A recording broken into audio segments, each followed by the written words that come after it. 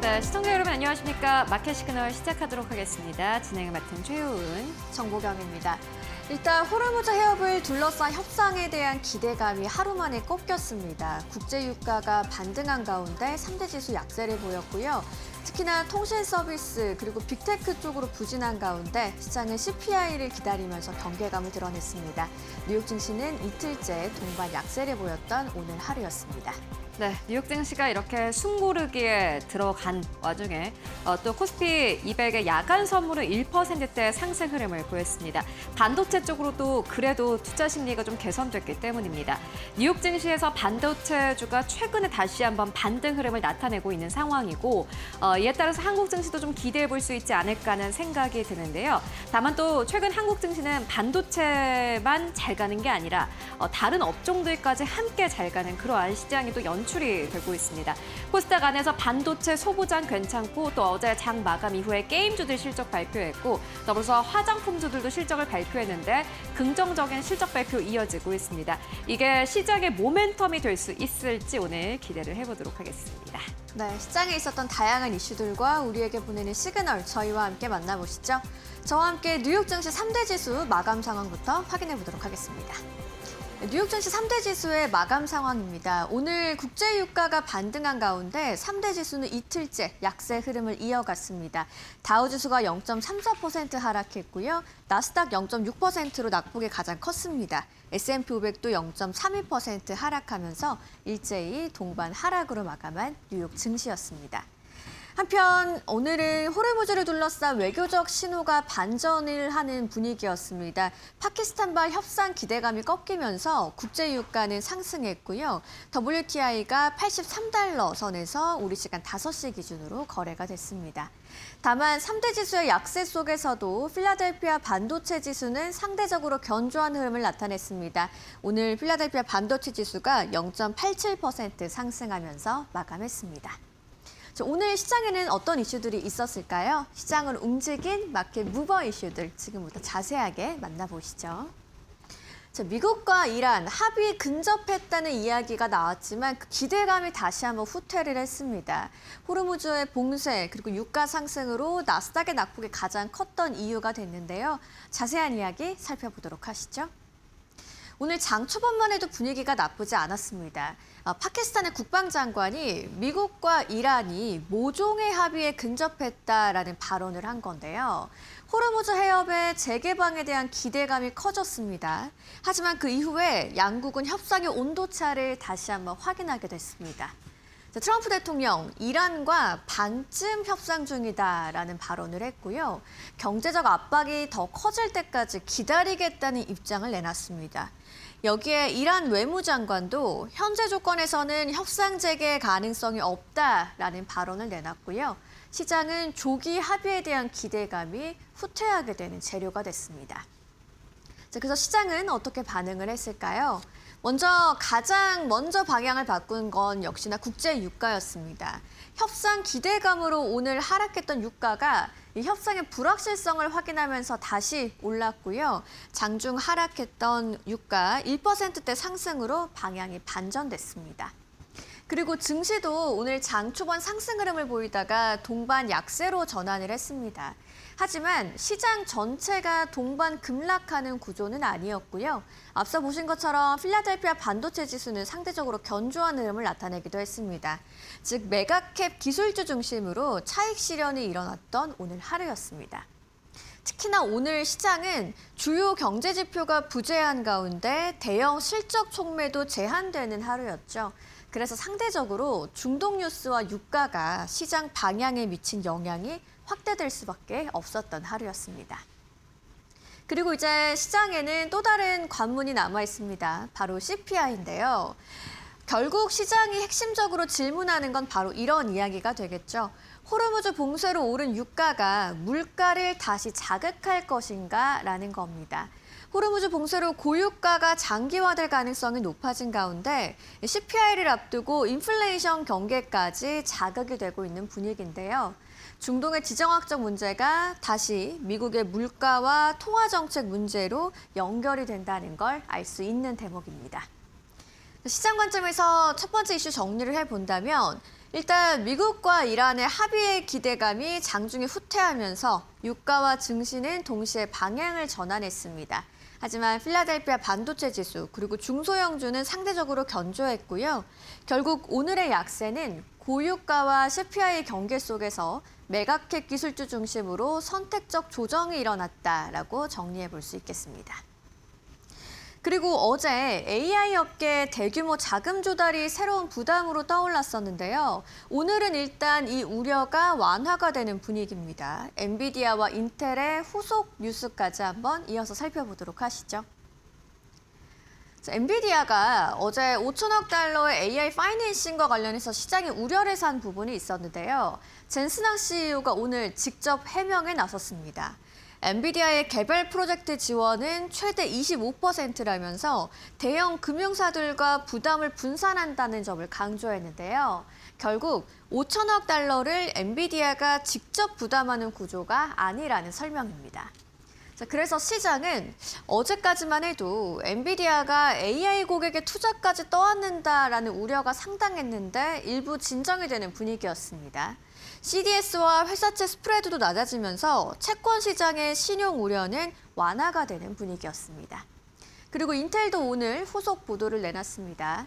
어제 유상증자와 관련해서 150억 달러 규모였는데 200억 달러로 확대한다는 이야기였고요. 투자자 주문은 1,000억 달러 이상인 것으로 알려졌습니다. 대규모 증자에 따른 주주들의 희석 부담은 여전히 있습니다만 AI 반도체 투자에 대한 자금 수요가 강하다는 부분을 재확인시켜줬습니다. 하지만 엔비디아와 인텔의 오늘 나온 후속 뉴스가 강력한 주가 상승의 촉매가 된 것까지는 아니었습니다.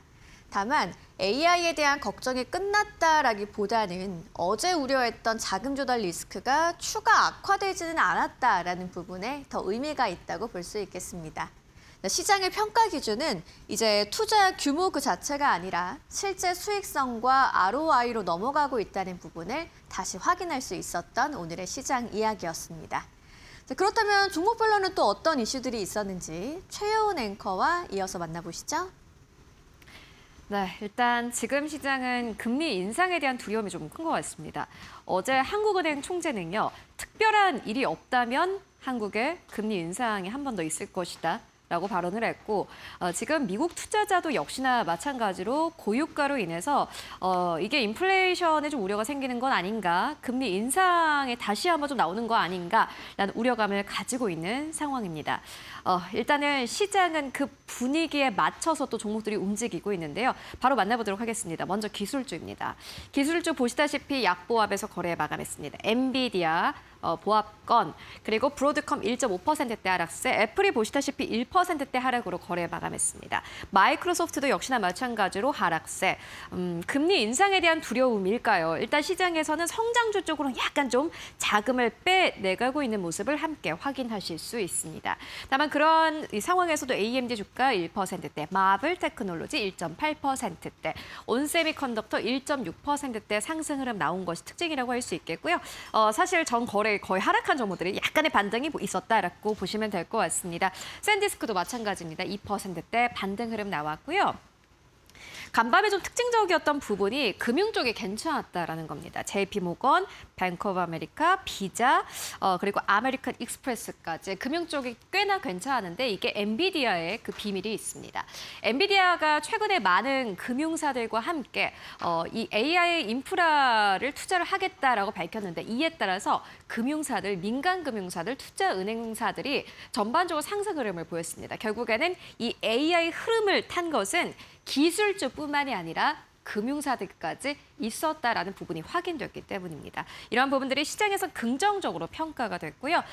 이뿐만이 아니라 사실 통신 3사도 괜찮았습니다. 보시다시피 티모브, 버라이어존 보시다시피 대체적으로 상승 흐름이 나오면서 거래 마감했고요. 컴캐스트는 무려 2% 가깝게 상승 탄력을 보였습니다. 잘 움직이지 않는 종목들이었는데 보시다시피 전반적으로 상승 탄력을 보였다라는 부분을 함께 확인하실 수 있고요. 그 이외에도 어제 크게 움직였던 록히드 마틴 같은 방산주들 오늘 약간 쉬어가는 흐름을 보여주기도 했습니다. 테슬라 0.58% 상승세, 홈디포, 로우스와 같은 방어주 쪽도 오늘 시장에서 괜찮은 흐름을 보였습니다. 이런 부분 부분들 함께 확인을 해보시면 좋을 것 같고요. 그 이외에 보시다시피 제약바이오 안에서는 약간의 선별적인 움직임을 보였습니다. 지난주에 급등했던 일라일릴리 간밤에는 좀 쉬어가는 흐름을 보였고요. 또 힘젠허즈가 또 실적을 발표를 했는데 힘젠허즈가 이 비만약 관련 요 노이즈가 발생이 되면서 주가는 전반적으로 하락한 흐름을 보이기도 했습니다. 그리고 스페이스X 같은 경우에는 장중에 상승 탄력을 보였다가 다시 한번 하락으로 전환되는 모습을 보였습니다. 3.9%대 하락 나오면서 거래 마감을 했고요. 그리고 플러그 파워 같은 경우에는 실적을 발표를 했는데 다시 한번 수소에 대한 수요가 확대된 것으로 나타났습니다. 이에 따라서 주가가 5.2%대 상승 나오면서 거래 마감한 모습 특징이라고 할 수 있겠습니다. 그렇다면은 간밤 시장에서 어떠한 기업들을 특징적으로 볼 수 있을까? 세 가지 특징주 만나보도록 하겠습니다. 오늘 첫 번째 특징주는 엔비디아입니다. 여러분들은 최근에 나온 엔비디아의 AI 인프라 투자 소식, 이 민간 금융사들과 협력을 한다는 소식을 어떻게 보셨습니까? 이 소식이 나오자마자 사실 엔비디아의 주가는 하락으로 거래 마감했습니다. 순환 출자에 대한 우려가 있었기 때문입니다. 순환 금융에 대한 우려가 있었기 때문인데요. 그러니까 말 그대로 이겁니다. 엔비디아가 자사의 칩을 구매하는 고객들에게 돈을 빌려주는 형식이었습니다. 지금까지는. 그런데 이 민간 금융사들과 협력을 한다는 건요. 엔비디아가 돈을 빌려주는 게 아니라 민간 금융사들이 엔비디아를 믿고 엔비디아의 고객사들에게 돈을 빌려주는 겁니다. 이게 좀 다르게 해석을 할 수 있을 것 같습니다. 그래도 엔비디아에게는 부담이 아니니까 괜찮겠지라는 긍정적인 시선. 그리고 부정적으로 보자면은 어찌됐든 간에 엔비디아의 고객사가 직접적으로 돈을 내는 게 아닌데 이게 맞나? 라고 우려를 하셨을 겁니다. 이렇게 두 가지의 좀 시선이 있었는데요. 뱅크 오브 아메리카는 이렇게 이야기를 합니다. 이 금융 플랫폼이 부담 요인이 아니라 오히려 주가 상승에는 긍정적이다라고 설명을 합니다. 왜냐하면 이게 엔비디아의 어쨌든 재무제표상에 찍히는 부담이 아니기 때문에 이건 괜찮다라는 건데요. 이에 따라서 사실 주가가 2거래일 전까지만 하더라도 하락세를 보였지만은 간밤 시장에서는 보시다시피 보합에서 거래를 마감을 했습니다. 다만 뱅크 오브 아메리카는 이렇게 긍정적으로 평가를 했습니다만은 그래도 실질적으로 누가 돈을 지출하는지에 대해서는 다시 한번 명확하게 할 필요가 있다라는 투자 의견을 제시하기도 했습니다. 이 이야기는 아마 앞으로 AI 관련 투자가 확대되면 확대될수록 계속해서 시장에서 의문을 가질 포인트가 될 것 같기도 합니다. 많은 투자은행들이 실질적으로 투자 의견을 내고는 있는 상황인데 어떤 명확한 답이 아직 내려오지는 않은 것 같고요. 일단 시장에서 약간의 눈치 보기가 있는 상황입니다. 다만 이러한 상황 속에서 민간 금융사들의 주가가 함께 상승했다라는 점, 블랙스톤, 아폴로 매니지먼트 이런 기업들, 엔비디아와 손잡는 기업들의 주가는 상승 탄력을 보였다라는 점이 시장의 또 다른 특기점이다라고 보시면 될 것 같고요. 두 번째 기업으로는 트럼프 미디어 앤 테크놀로지입니다. 주가가 5% 이상 하락했습니다. 개장 전에 실적을 발표했습니다. 실적을 발표를 했는데 이 트럼프 미디어 앤 테크놀로지는 암호화폐를 회사의 돈으로 매입을 한 기업입니다. 그런데 이 암호화폐 가격이 떨어지면서 지금 가지고 있는 가치가 좀 떨어진 것으로 확인됐고요. 이에 따라서 실적에 대한 우려가 나왔습니다. 주가 하락으로 거래 마감을 했고 그리고 스페이스X만 있는 게 아니라 로켓랩도 있습니다. 로켓랩이 실적을 발표를 했는데 손실폭이 조금 더 확대된 것으로 나타났습니다. 최근에 로켓랩은 긍정적인 좀 이야기도 많이 나오고 있습니다. 일본 회사와 손을 잡고 현재 계속해서 발사체를 발사하고 있는 상황이고요. 실질적으로 긍정적인 퍼포먼스를 내고 있음에도 불구하고 손실폭 확대 시장에서 약간 좀 반응을 했습니다. 다만 낙폭을 조금 줄여내면서 보합 수준에서 거래를 마감한 모습의 특징이라고 할 수 있겠습니다. 그리고 이렇게 장이 마감된 이후에 실적을 발표한 기업들도 있습니다. 먼저 첫 번째 기업으로는요. 여러분들 많이들 기다리셨을 슈퍼 마이크로 컴퓨터입니다. 서학개미 분들이 굉장히 많이 가지고 있는 그러한 기업인데 매출 같은 경우는 111억 2천만 달러로 집계가 됐고요. EPS 같은 경우에는요. 시장 예상치 대비해서 소폭 상회한 1.7달러로 이게 기록이 됐습니다. 순이익도 역시나 마찬가지로 보시다시피 전년 동기 대비했을 때 504% 이상 성장한 것으로 나타났고 시장에서 좀 기다렸던 부분이 신규 주문입니다. 신규 주문 같은 경우에는 600억 달러 이상으로 현재 집계가 된 것으로 나타났습니다. 총이익률도 역시나 마찬가지로 17.6%, 영업 현금 흐름도 역시나 마찬가지로 흑자로 전환된 것으로 확인이 됐습니다. 일단은 슈마컴 전체적으로 실적 자체는 괜찮았고요. 그리고 이뿐만이 아니라 2027 회계연도 연간 매출을 650억에서 720억 달러로 전망을 했는데 이게 시장의 예상치 대비해서 괜찮았습니다. 이에 따라서 슈마컴 자체의 실적이 나쁘지 않구나라는 것을 다시 한번 확인할 수 있었고요. 시간의 거래에서 움직이고 있습니다. 바로 시간의 거래의 움직임 만나보도록 하겠습니다. 정규장에서 사실 크게 움직임이 없었습니다. 왜냐하면 최근에 슈마컴에 대한 전체적인 기대 자체가 좀 낮아졌기 때문일까요? 실적 발표를 앞두고도 크게 기대하지 않았는데 생각보다 엄청난 실적을 내면서 특히나 매출 가이던스 자체를 상향 조정하면서 보시다시피 주가가 큰 폭으로 뛰어오른 모습 함께 확인하실 수 있습니다. 장중에는 애프터마켓에서 10%대 급등세를 보이기도 했었는데 현재 약간 내어주면서 8.64%의 상승세로 현재 구간 지나가고 있습니다. 34.36달러 지나가고 있습니다. 그리고 월가에서 어떻게 보면은 빅테크 기업들만큼이나 실적 발표를 기다린 기업이 있습니다. 바로 코어웨이브인데요. 클라우드 쪽에서 어느 정도 매출이 나왔나 하고 기대를 좀 하셨던 분들도 많을 것 같은데 보시다시피 매출 같은 경우에는 25억 8천만 달러로 집계가 됐고요. 이게 전년 동기 대비해서 112% 넘게 성장한 숫자이기도 합니다. 주당 순손실도 역시나 마찬가지로 시장에서 예상했던 것보다 그 손실폭이 조금 줄었습니다. 1.14 주당 손손실이 나타난 것으로 확인됐습니다. 역시나 마찬가지로 시장이 예상치를 상회했고요. 그리고 시장에서 코어웨이브 실적에서 가장 좀 주목을 했던 게 백로그였습니다. 수주 잔고였는데 보시다시피 1,040억 달러로 집계가 됐고요. 전년 동기 대비해서 24% 이상 성장한 규모입니다. 그리고 이게 1.5기가와트의 전력 규모라고 하는데 이 백로그에 대한 기대감이 시장에서 굉장히 컸었고 이 부분이 다시 한번 확인이 됐습니다. 뱅크 오브 아메리카도 역시나 마찬가지로 코어웨이브가 실적 발표하기 전에 이 백로그가 가장 중요하다, 수주 잔고가 가장 중요하다라고 이야기를 했습니다. 왜냐하면은 지금 코어웨이브 같은 기업들 같은 경우에는 주당 순이익을 내기가 쉽지는 않은 상황입니다. 결국에는 더 많은 수주 잔고를 확보하는 게 중요할 텐데 수주 잔고가 괜찮게 나왔고요. 조정 에비타, 삼각정 영업이익 같은 경우에는 15억 달러로 집계가 됐습니다. 이 역시나 괜찮은 흐름을 보였고요. 자본 지출도 괜찮았습니다. 93억 5천만 달러로 집계가 됐는데 캐펙스 투자는 늘리고 있는 와중에 수주 잔고까지 차곡차곡 쌓아가는 모습을 보면서 시장은 안도를 했습니다. 시간의 거래에서 움직임 볼까요? 굉장히 큰 폭의 상승 탄력을 보여주고 있습니다. 15% 가깝게 상승 흐름을 보였고요. 90달러 선에서 거래를 마감했던 코어웨이브의 주가는 이제 103달러 선까지 올라오면서 약간 단위가 바뀌었습니다. 보시다시피 호실적에 반응하고 있는 뉴욕 증시 함께 확인하실 수 있습니다. 그렇다면은 이런 시장 어떻게 좀 정리를 해보면 좋을까요? 정리해보고 가도록 하겠습니다.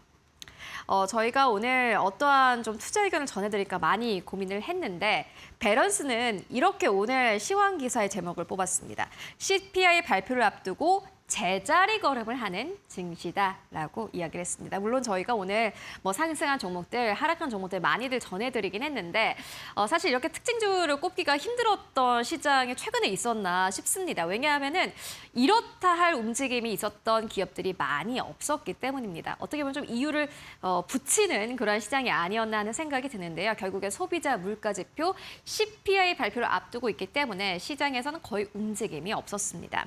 그리고 이렇게 이야기를 합니다. 증시가 신호등앞에 멈췄다라면서 월가가 이란과 인플레이션의 청신호를 기다리고 있다라고 설명을 합니다. 일단 이란 관련 요 리스크 같은 경우는 시장에서 거의 기대하는 게 없는 것 같고요. 다만 CPI, 소비자 물가 지수에 대한 우려감은 여전히 있는 상황입니다. 이에 대해서 또 월가에서는 어떠한 반응을 보일지 함께 체크해 보시면 좋을 것 같습니다.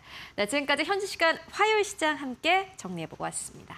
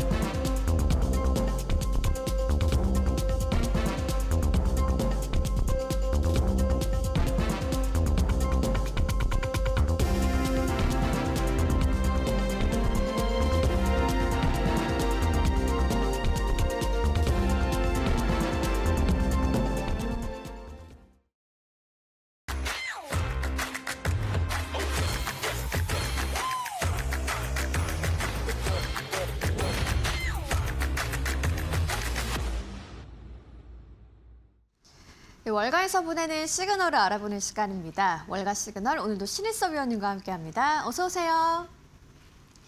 네, 뉴욕 증시 마감 상황부터 짚어보도록 하겠습니다. 3대 지수의 약세 흐름이 이틀째 이어졌고요. 특히나 메가캡 기술주들 대부분 내리면서 나스닥이 좀 가장 하락폭이 컸습니다. 시장 상황 좀 어떻게 보셨나요? 네, 확실히 매그니피센트 세븐과 그리고 필라델피아 반도체 지수를 주도하는 종목들은 나스닥과 IT 업종이라는 같은 교집합에 발을 걸치고 있으면서도 가는 결이 다르다는 것이 또 확인이 됐네요. 네. 왜냐하면 지금 매그니피센트 세븐을 비롯하여 나스닥은 하락을 했지만 네. 반도체 장비주들이라던가 스토리지 관련주들은 강세를 띄었습니다. 그러니까 이게 매그니피센트 세븐과 그리고 우리가 반도체 장비주라던가 지금 마이크론 테크놀로지, 샌디스크, 시게이트 테크놀로지, 웨스턴 디지털 이런 회사들이 IT 업종과 나스닥에서는 겹치거든요. 그런데 가는 방향이 중간중간에 약간 다릅니다. 네. 매그니피센트 세븐이 득세를 할 때는 마이크론 테크놀로지 반도체 장비주들이 조금 죽는 경향이 있고요.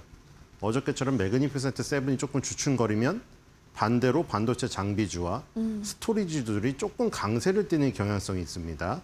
대신에 메모리 반도체 그리고 스토리지 그다음에 반도체 장비주들의 시가총액보다는 매그니피센트 세븐의 시가총액이 크기 때문에 지수로는 매그니피센트 세븐의 영향력이 큰 거죠.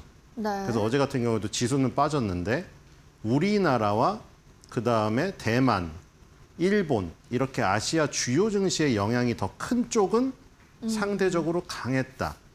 그래서 미국 지수와 우리나라 지수가 약간 디커플링 현상이 일어날 여지가 있다.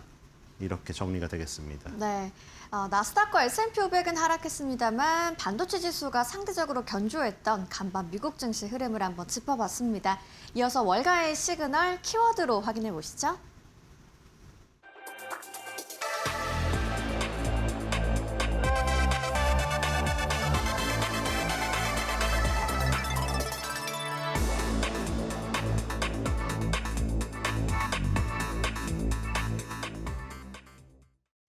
네, 엔비디아가 차세대 오픈소스 AI 모델인 네모트론4를 개발 중이라는 보도가 나왔습니다. 이 이야기 한번 자세하게 들어보도록 할게요. 네, 마이크로소프트, 구글, 아마존 이런 하이퍼스케일러 업체 그리고 클라우드 운영하는 회사들이 자꾸 자체 칩을 개발하고 네. 자체 칩을 자체 데이터 센터에서 쓰는 걸 넘어서서 외부에 판매를 해서 엔비디아 GPU에 영향력을 주기라는 야욕을 드러내다 보니까 젠슨왕 회장님도 지금 가만히 안 있는 것 같습니다. 네. 어제는 어떤 그 자산 운용사들, 그다음에 대출 업체들 이런 그 자신들에게 돈을 끌어당겨 줄 수 있는 회사들과 연합군을 형성하면서 어떻게 보면 이제 그 GPU 제조회사 혹은 뭐 슈퍼칩 제조회사를 더욱더 뛰어넘어서 그 세계관에서 어떤 모든 그 저 역할을 좌지우지하는 장의 자리에 오른 듯한 느낌도 났는데 그 다음에 이제 또 AI 모델에서 계속 기술적인 발전도 늦추지 않고 있습니다. 네. 자, 네모트론 4 개발 중이라는 소식인데요. 네모트론 지금 3가 사용되고 있습니다. 근데 네모트론 4는 1조개의 파라미터. 우리가 AI의 성능을 얘기할 때 자주 나오는 단어들인데 파라미터라는 구성 요소가 많으면 많을수록 이 AI의 발전 속도에 맞춰서 더욱더 많은 용량, 그다음에 정보, 이 지금 처리량을 감당할 수가 있습니다. 지금 가장 큰 버전은 최소 1조 파라미터 규모로 예상된다고 하는데요. 사상 최대의 규모입니다. 네. 엔비디아의 기존 최대 모델인 네모트론 3에 대비해서도 2배 이상의 규모. 왜냐하면 지금 계속 파라미터 값이 늘어나지 않으면 지금 생성형 AI, 그다음에 뭐 피지컬 AI 이런 시대에 어떤 정보 처리 능력을 감당할 수가 없습니다. 자, 그리고 차세대 오픈 소스 모델이라고 나와 있죠. 폐쇄형이 아니라 오픈 소스입니다. 요즘에 나오는 뭐 오픈 웨이트도 있잖아요. 근데 이건 오픈 소스로 완전 개발자들에게 모두 공개가 된 네. 지금 상황입니다. 파라미터 이게 예로 나와 있는데 AI 모델이 학습하면서 조정되는 구성 요소라고 되어 있죠. 근데 파라미터가 높으면 높을수록 성능이 좋다고 생각하시면 됩니다. 자, 그리고 클라우드 컴퓨팅 계약을 확대를 했습니다. 2031년 초까지 약정 규모를 늘린다. 뭐 이런 지금 계획이 지금 나와 있고요. 그 다음에 프로젝트 규모를 확장. 이제 주요 모델의 연구 논문 저자가 570명이었는데 네모트론 4에는 훨씬 더 많은 인력을 투입한다고 합니다. 그러니까 이제 박사급 인력들, 석박사급 인력들을 저기 투입을 하여 가지고 거의 인간의 두뇌를 뛰어넘는 인공지능의 어떤 모델을 구축하려고 하는 겁니다. 네, 네모트론 4에 관한 이야기를 나눠보고 있습니다. 네모트론 3를 현재 사용 중이라고 말씀하셨는데 3.5 라이트닝까지 출시를 하면서 이 라인업을 확장하고 있는 분위기거든요. 이어서 다음 화면에 또 준비가 돼 있네요. 네, AI 에이전트를 빠르고 효율적으로 구동하는 소형 모델인 과도기 모델이 네모트론 3.5 라이트닝도 출시되어 있고요. 네. 무료 소프트웨어 공개입니다. 아까 말한 대로 오픈 소스 모델이기 때문에 이 개발자들이 언제나 접근하여서 사용할 수 있고요. 자, 그런데 여기 이제 함정이 있다고 합니다. 엔비디아의 자체 모델이 기존 파트너 고객과 경쟁할 수 있다. 왜냐하면 지금 그 오픈 AI와 이 엔비디아는 어떻게 보면은 뭐 마이클 버리가 얘기한 대로 순환 경제의 늪에도 빠질 수 있을 정도로 긴밀한 협력 관계죠. 긴밀한 협력 관계인데 이 자체 모델이 그 오픈 AI의 모델과 또 경쟁할 수 있는 이런 함정이 있다. 뭐 이런 얘기도 있고요. 네. 최대 GPU 고객사 중에 하나죠. 엔비디아가 300억 달러 투자하기도 했었고 오픈 소스 AI 스타트업에 다수 투자를 했습니다. 자, 그래서 이제 엔비디아 자체 모델과 이 그 모델이 부딪히는 뭐 그것도 비슷하네요. 얼마 전에 그 중국도 그런 경우가 있었죠. 텐센트 홀딩스가 투자를 했는데 자체 AI 모델하고 지금 그 다른 스타트업에서 만든 키미 K3, 키미 V3인가요? 그거랑 또 경쟁하는 관계잖아요. 이런 비슷한 관계가 있다는 생각이 들고요. 그다음에 강력한 오픈소스 AI가 전체 시장의 성장에 기여를 하기 때문에 현재 수요는 소수 AI 기업과 클라우드 제공업체에 집중되어 있는데 이게 이제 더 많은 기업의 AI 사용 증가를 불러와서 더 넓은 고객층에 GPU 판매가 가능하게 된다. 그래서 이런 함정에도 불구하고 이게 더 큰 시장을 위한 어떤 포석이기 때문에 그렇죠. 바둑에서도 보면은 중간에 한 수가 지는 것 같이 보여도 그 수 하나로 전체 판도를 바꿀 수 있는 포석이면은 굉장히 좋은 수잖아요. 약간 그런 비슷한 개념이 아닌가 이런 생각이 듭니다. 네, 일단 네모트론 4의 출시 계획은 아직 미정이라는 부분까지 확인을 좀 해보셔야겠고요. 어제 오늘 이슈가 좀 다양했던 엔비디아입니다. 간밤에는 뭐 움직임이 그렇게 주가의 움직임이 크지는 않았는데 최근 움직임이 어땠는지 차트를 통해서 흐름을 한번 살펴보도록 하죠. 네, 이제 고점 돌파를 앞두고 다시 이제 주춤거리는 모양새입니다. 네. 이 틈을 타서 또 메모리 반도체 업체와 반도체 장비주들이 강세를 띄었죠. 자, 뭐 애플도 그렇고 엔비디아도 그렇고 이슈가 상당히 많습니다. 근데 엔비디아 같은 경우에 조금 좋은 이슈가 있었고 애플은 좀 나쁜 이슈가 있었죠. 갑질을 한다는. 갑질이 중국 업체에 통하지 않았다. 근데 어쨌든 간에 좋은 이슈든 나쁜 이슈든 애플, 엔비디아 이런 시가총액 1, 2 업체들이 일단은 전고점에서 조금 주춤거리는 비슷한 형태를 띄우고 있어요. 자, 일단 갭 상승한 부분을 지켜내고 있기 때문에 5일 동안 저희가 지켜진다고 하면 다시 한번 230달러에 도전할 수 있는 중간 단계라고 생각이 됩니다. 네, 엔비디아는 전고점 돌파를 앞두고 주가는 다소 좀 주춤하고 있는 모습이라는 점까지 차트를 통해서 확인해 봤습니다. 이어서 월가 시그널 두 번째 키워드도 바로 만나보시죠.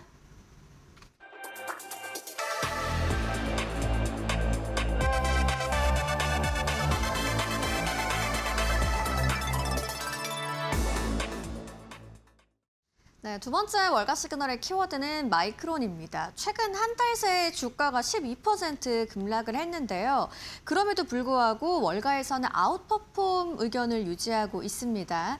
중국발 경쟁 우려에도 불구하고 마이크론에 대한 전망이 좀 상당히 괜찮은 것 같은데 이 이야기 한번 자세하게 나눠볼까요? 네, 목표 주가 1,375달러 아웃퍼폼으로 등급 재확인이 나왔습니다. 미지오 증권에서 나왔고요. 2027년까지 메모리 공급 타이트하다고 지속 전망을 했고 디램 낸드 플래시 시장의 강한 수요 지속. 그래서 선행 PER을 6배 미만으로 지금 보고 있더라고요. 그래서 지금 현재 주가 대비해서 이게 사실 우리나라 삼성전자에도 계속 그런 주가 보고서가 나오는 건데 이제 이 선행 PER이라는 개념 이걸로 이제 저평가됐다고 보는 건데 이 EPS가 만약에 그 원하는 대로 나오지 않으면 PER이 높아질 가능성도 있겠죠. 그래서 지금 어쨌든 간 6배 미만이라는 것은 정말 절대적인 수치로는 말도 안 되게 싼 거죠. 10배가 안 되니까요. 세계 최고의 지금 메모리 반도체 업체가 10배도 안 된다니 PER이 그렇게 따지면 너무 낮은 수준이긴 하죠. 매출 총 이익률이 80% 이상, 장기 공급 계약으로 프리미엄 가격 확보 기대 나와 있는데 뭐 최근엔 또 장기 공급 계약이 오히려 상한선을 제한해버리기 때문에 디램 랜드 플래시 가격의 상승이 반영이 못 될 수도 있다. 뭐 이런 우려도 있는데 뭐 그걸 또 이제 그 좀 유동성을 둬서 옵션으로 붙이면서 계약을 한다. 뭐 그런 얘기도 있고요. 뭐 어쨌든 3사 마이크론 테크놀로지, 삼성전자, SK 하이닉스가 다 비슷한 어떤 그 상황에 처해 있는 것 같은데 여기서 약간 우리나라의 그 주가의 힌트를 얻을 수 있는 것 같죠. 어쨌든 미주호에서는 아웃퍼폼을 재확인하면서 목표 주가 1,375달러를 부르짖었기 때문에 지금으로부터 약간 한 500달러 정도는 더 상승할 수 있다. 뭐 이렇게 보고 있습니다. 네. 한편 이제 창신 메모리를 비롯해서 중국발 경쟁 우려가 시장에는 있는 상황인데 이에 대해서 좀 과도하다라는 의견을 내놓은 것 같아요. 네, 그 부분이 계속 나왔던 부분이죠. 네. CXMT가 이제 그 상장까지 하면서 상장에서 또 히트를 쳤고, 그랬죠. 그리고 창신 메모리뿐만 아니라 지금 그 이거 메모리 칩 뭐 만드는 업체잖아요. 이거 말고도 이제 뭐 지금 소프트웨어 업체라던가 다른 그 소부장 업체들이 다 상장 러시를 지금 준비 중이에요. 중국 업체들이. 그리고 아까 잠깐 얘기를 드렸는데 애플이 갑질을 그렇게 했다고 하더라고요. 몰랐는데 갑질을 그렇게 하다가 중국 업체한테 갑질하려고 했는데 안 통했다. 뭐 이런 얘기가 나오고 있던데 어쨌든 중국 업체들이 많이 컸습니다. 애플도 맘대로 컨트롤 못할 정도로. 자, 그래서 그런 부분이 여기서도 이제 그 부정적인 요소로 계속 나오고 있었는데 이 미주호에서는 CXMT는 중국 내수 시장에 집중을 하기 때문에 지금 아직까지는 그런 위협이 되지 않는다. 그리고 첨단 메모리 제조 역량이 부족해서 메모리 반도체 업체들이 지금 사실 HBM이라는 최첨단 메모리 요쪽에 어떤 성장에 기대고 있으니까 CXMT의 위협이 지금 당장은 뭐 그렇게 다가오지 않는다. 공포는 여전히 과도하다. 뭐 이렇게 했고요. 그래서 이제 목표 주가 1,375달러라는 게 이제 60% 정도의 상승 여력이 있고요. 지금 보니까 D램 70%에 낸드 플래시 26%로 구성되어 있네요. D램에는 이제 HBM도 포함되어 있겠죠. 어쨌든 간에 HBM이 선도하는 이런 어떤 그 수요가 공급을 완전 누르는 이런 상황은 지속될 것이라고 예상을 했습니다. 네, 알겠습니다. 월가에서는 주가가 현재가 대비해서 약 60%의 상승 여력이 있다라는 전망을 내놓은 건데 그렇다면 최근에 주가 흐름이 어땠는지 차트를 통해서 이어서 한번 살펴볼까요? 네, 마이크론 테크놀로지도 지금 약간 수렴을 하고 있거든요. 자, 샌디스크는 지금 네. 5월 달 시점까지 돌아섰는데 마이크론 테크놀로지는 거기보다는 안 내려갔어요. 아무래도 아까 보시면은 D램이 70%고 낸드 플래시가 20이잖아요. 샌디스크는 낸드 플래시가 주력이고 그러니까 여기서도 느낄 수 있다시피 HBM과 D램을 주력으로 하는 업체가 샌디스크 같이 낸드 플래시를 주력으로 하는 업체, 키오시아 같은 회사들이죠. 그런 회사들보다는 하단이 하락 그 추세가 제한이 된다는 걸 여기도 볼 수가 있어요. 지금 이 마이크론 테크놀로지는 지금 4월달, 5월달 시점으로 안 돌아갔고요. 지금 5월 이후에 그 시점 거기서 멈춰 있죠, 지금. 저기 갭 상승한 부분이 아직도 지금 지지가 되고 있는 모습을 볼 수가 있습니다. 자, 그래서 저 갭 상승했던 부분이 지지가 계속 된다면 다시 한번 1,000달러 부근으로 올라갈 수도 있는 흐름. 지금 궁둥이를 조금씩 높이고 있죠. 이게 수렴형이라고 이제 수렴을 하게 되면 에너지가 응축이 됩니다. 이게 어느 순간 이제 터지는데 위로 터질 것인가 아래로 터질 것인가 확률을 볼 때 갭 상승이 지지가 되고 있기 때문에 위로 조금 1,000달러까지는 터질 가능성이 있지 않는가 이런 생각이 듭니다. 네, 알겠습니다. 마이크론이 시장의 우려를 딛고 반등할 수 있을지가 주목되는 시점입니다. 우리 시장에서 삼성전자, SK하이닉스로의 시그널도 계속해서 좀 지켜봐야겠습니다. 오늘의 월가 시그널도 신일섭 위원님과 함께했습니다. 좋은 말씀 고맙습니다.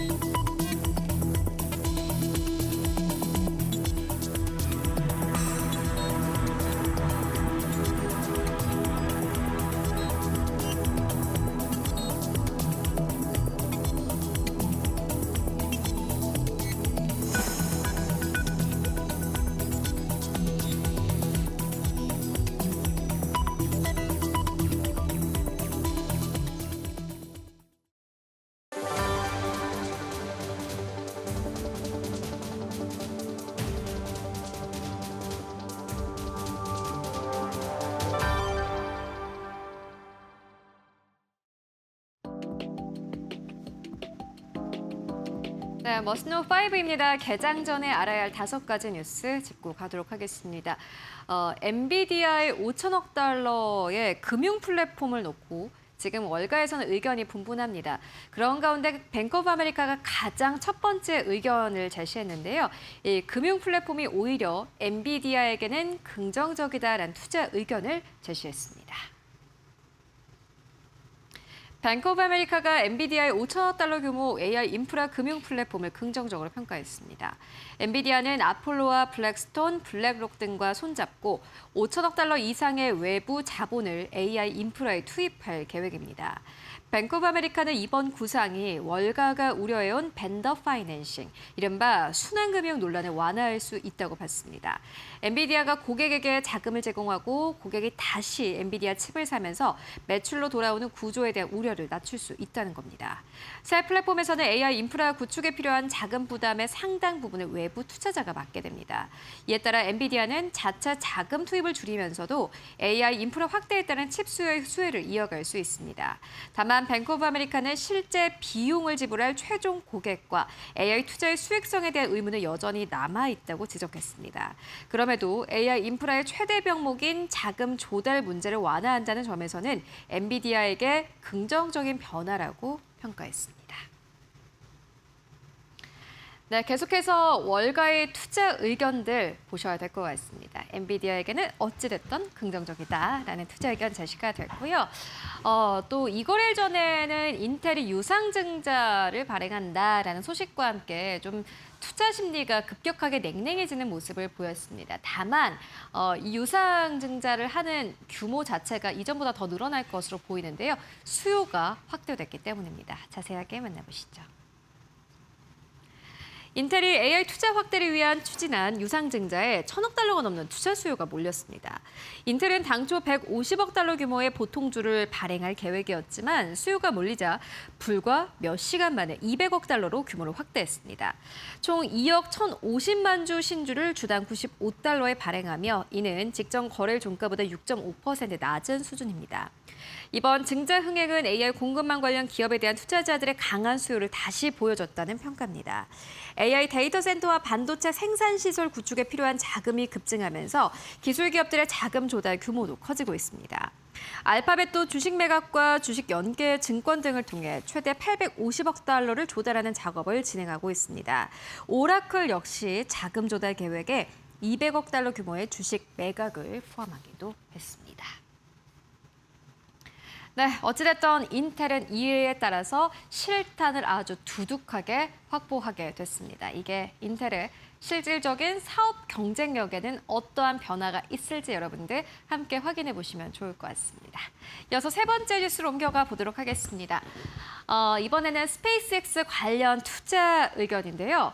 모건 스탠리가 스페이스X의 주가가 앞으로 2배 이상 더 오를 수 있다라면서 AI 커서가 성장 모멘텀이 될 것이다라는 투자 의견을 제시했습니다. 자세하게 만나보시죠. 모건 스탠리가 스페이스X 주가가 현재보다 2배 이상 오를 수 있다는 전망을 내놨습니다. 투자 의견 비중 확대와 목표 주가 300달러를 유지했는데 상승 동력으로는 우주 사업이 아니라 AI 사업을 꼽았습니다. 특히나 스페이스X가 IPO 직후 600억 달러 규모의 주식 거래로 인수한 AI 코딩 업체 커서에 주목을 했습니다. 커서는 포천 500대 기업의 60% 이상을 포함해 전 세계 5만 개 기업이 사용하는 AI 코딩 도구를 보유하고 있습니다. 모건 스탠리는 투자자들이 아직 스페이스X의 AI 사업 가치를 충분히 주가에 반영하지 않고 있다고 분석했습니다. 커서 인수와 앞서 이루어진 xAI와의 합병이 스페이스X의 AI 경쟁력을 끌어올릴 수 있다는 설명입니다. 향후 커서 인수 절차가 마무리되고 새로운 AI 모델이 출시되면 추가적인 주가 상승 촉매가 될 것으로 전망했습니다. 최근 한 달간 약 6% 하락한 스페이스X의 주가가 AI 사업을 계기로 재평가될 수 있을지 관건입니다. 네, 스페이스X의 주가 간밤에는 다시 한번 상승 탄력을 보이면서 거래 마감했습니다. 앞으로 주가를 기대를 해보아야 될 것 같습니다. 이어서 네 번째 뉴스로 옮겨가 보도록 하겠습니다. 어떻게 보면 오늘 한국 증시에서도 꽤나 중요한 뉴스가 될 것 같은데요. SK 하이닉스가 일본의 키옥시아의 최대 주주로 올라섰다라는 보도가 나왔습니다. 자세하게 만나보시죠. SK 하이닉스가 일본 낸드 플래시 업체 키옥시아의 사실상 최대 주주로 올라섰습니다. 기존 최대 주주였던 도시바의 지분율이 14.48%에서 14.12%로 낮아지면서 최대 주주가 변경된 겁니다. 새로운 최대 주주는 베인캐피탈이 설립한 특수 목적법인 BCP 판키아 K맨2입니다. SK하이닉스는 이 법인의 의결권을 사실상 전부로 전환할 수 있는 전환사채를 보유하고 있습니다. 키옥시아는 올해 1분기 매출 기준 글로벌 낸드 시장에서 삼성전자와 SK하이닉스에 이어 점유율 3위를 차지하고 있습니다. 이에 따라 이번 최대 주주 변경이 글로벌 낸드 시장의 재편의 변수가 될 수 있다는 관측도 나오고 있습니다. 다만 SK하이닉스가 전환사채를 주식으로 바꿔 직접 의결권을 행사하려면 각국의 기업 결합 심사를 거쳐야 됩니다. 2028년까지 지분율과 이사 선임 등의 제한도 있어 당장 키옥시아 경영에 직접 참여하기는 어려울 전망입니다. 네, 이에 따른 SK하이닉스의 주가 흐름 여러분들 함께 체크해 보시면 좋을 것 같습니다. 새로운 뉴스이기 때문입니다. 이어서 마지막 뉴스로 옮겨가 보도록 하겠습니다. 이번에는 금 가격인데요. 최근 2달 동안 금의 가격이 급하게 올라왔습니다. 그리고 간밤엔 다시 한번 보합권에서 거래 마감했는데요. 숨고르기 양상에 들어갔습니다. 비스포크 인베스트먼트는 이 금의 가격이 당분간 조정에 나올 수 있다라는 투자 의견을 제시했습니다. 자세하게 만나보시죠. 8월 들어 가파르게 오른 금의 가격이 과거 흐름을 고려하면 숨고르게 들어갈 수 있다는 분석이 나왔습니다. 금 선물 가격은 이달 들어서 8% 상승했고 지난주에는 7% 넘게 상승하며 6월 이후 최고 수준까지 올랐습니다. 부진한 미국 고용지표와 호르무즈 해협 재개방 기대가 최근 금값 상승을 이끌었습니다. 비스포크 인베스트먼트는 금 가격이 지난 3월 이후 처음으로 과매수 영역에 진입했다고 분석했습니다. 지난 7일에는 50일 이평선보다 1표준 편차 높은 수준에서 마감했는데 이 같은 과매수 신호는 103거래일 만입니다. 과거에도 100거래일 넘게 과매수 신호가 없다가 다시 과매수에 진입하면 이후 금 가격은 대체로 약세를 보인 바 있습니다. 비스포크 분석에서는 이 같은 사례 이후 일주일간 금 가격은 평균 0.2% 하락했고 1년 뒤 상승해 있던 경우도 37% 확률에 그쳤습니다. 다만 이날 12월물 금선물 가격은 0.2% 오른 온스당 4,428.5달러에 거래를 마감했습니다. 네, 이에 따른 금 가격의 흐름까지 함께 체크해 보시면 좋을 것 같습니다. 지금까지 머스트 노우 5와 함께 알아보고 왔습니다.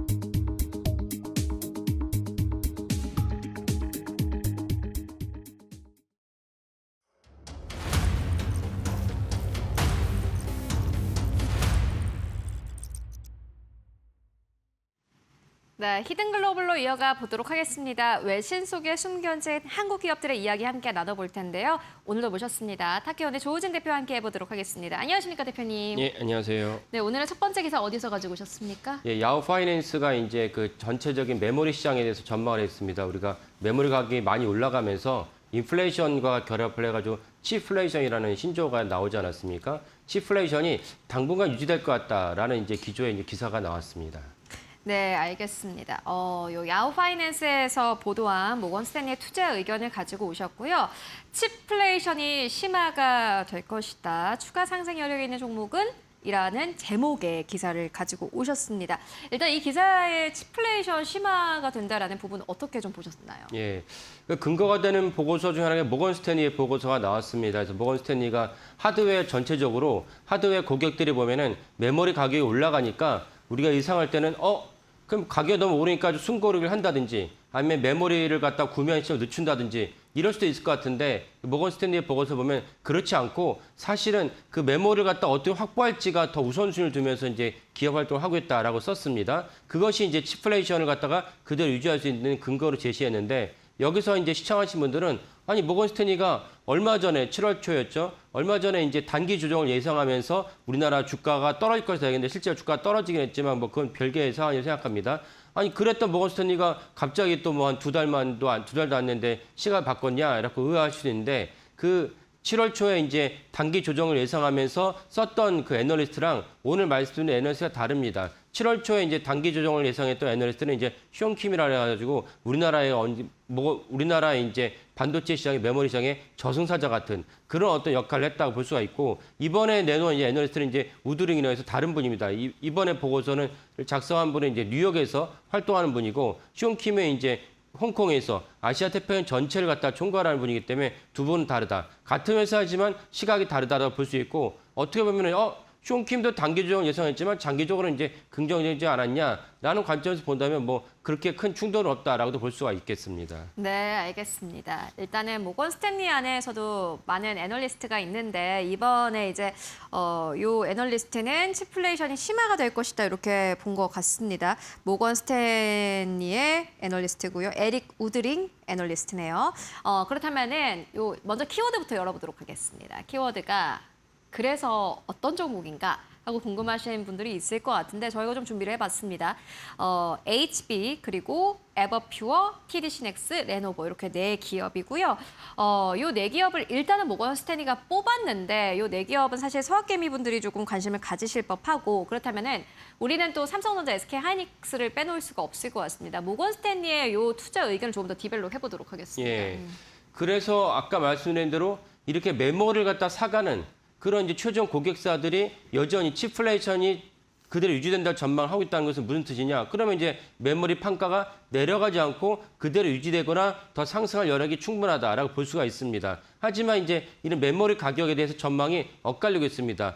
오늘 처음 말씀드린 모건 스탠리는 메모리 가격이 그대로 유지된다고 보고 있지만 하지만 시티그룹 같은 경우도 최근에 이제 보고서를 냈는데 시티그룹은 이제 메모리와 D램 낸드 플래시 가격이 점점 둔화하다가 내년 2분기에서 정점을 찍고 내려갈 수 있다라고 보고서를 썼어요. 그래서 이제 시티그룹은 이런 전망에 따라서 어저께 같은 경우에 마이크론의 그 목표 가격을 갖다가 1,400달러에서 1,150달러 낮췄습니다. 그러니까 같은 이제 월가 입장에서도 모건 스탠리는 이제 메모리 가격이 낮아지지 않고 그대로 유지하거나 더 올라갈 수 있다라고 전망을 하고 있고 시티그룹은 아니다. 점점점 둔화하고 있으며 내년 2분기에는 정점을 찍고 내려갈 것이다. 이런 전망이 엇갈리고 있습니다. 이 엇갈린 전망에 따라서 주가도 이제 올라갔다 내려갔다는 것을 반복하고 있다라고 보시면 될 것 같습니다. 네, 알겠습니다. 그렇다면은 이제 모건 스탠리는 어쨌든 간에 메모리 가격이 좀 더 올라갈 거다 이렇게 보는 거죠. 예.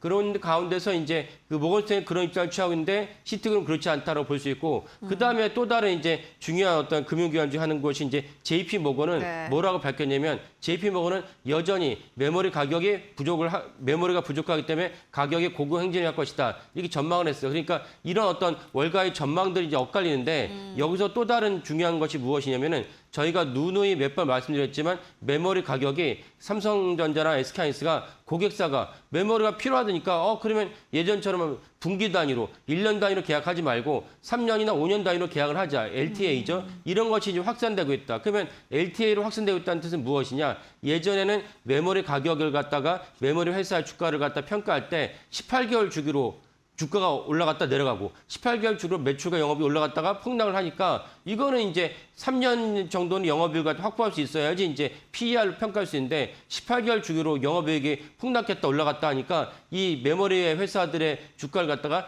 PER은 PBR을 평가를 했습니다. 근데 이제는 LTA를 평가를 하니까 야 나도 이제 PER을 평가를 해줘 라는 입장과 주장이 있는 것이고 좀 전에 말씀드린 대로 아니 메모리 가격이 이제 또 떨어지는데 어떻게 또 PER을 평가하느냐 그래서 지금 전체적인 시각을 보면은 PER을 평가해야 되는 시각과 예전처럼 PBR을 평가해야 되는 시각이 이제 엇갈리고 있습니다. 엇갈리는 시각 중에서 누가 더 득세할지는 시간이 이제 결정되는데 제가 몇 번 말씀드렸지만 올해 11월만 하더라도 내년 1분기 가격이 나오기 때문에 내년 1분기 가격이 메모리 가격이 여전히 고공행진을 하고 있다면 PER을 한 것이 맞겠다라는 입장이 더 강해질 것이고 그 주가도에 반영될 텐데 그렇지 않고 지금은 아직은 PBR을 평가해야 된다. 그래서 하이닉스 삼성전자가 PER이 지금 보면 500 미만인데 마이크론도 그에 못지않아요. 그 정도 사실은 메모리 기업들이 여전히 이제 굴욕을 당하고 있다라고 보시면 될 것 같습니다. 저는 요 이제 투자 의견에서 좀 긍정적이고 좀 인상적으로 봤던 부분이 기업들이 포모가 올 수도 있다라는 부분이었는데요. 그러니까는 요 하드웨어 그리고 치플레이션이 있기 때문에 가격이 더 올라가기 전에 빨리 구매를 해야 하는 두려움을 느낄 수 있다. 그래서 기업들이 포모를 느끼기 때문에 이 기업들을 봐야 된다라는 투자 의견이었습니다. 굉장히 인상적이었고요.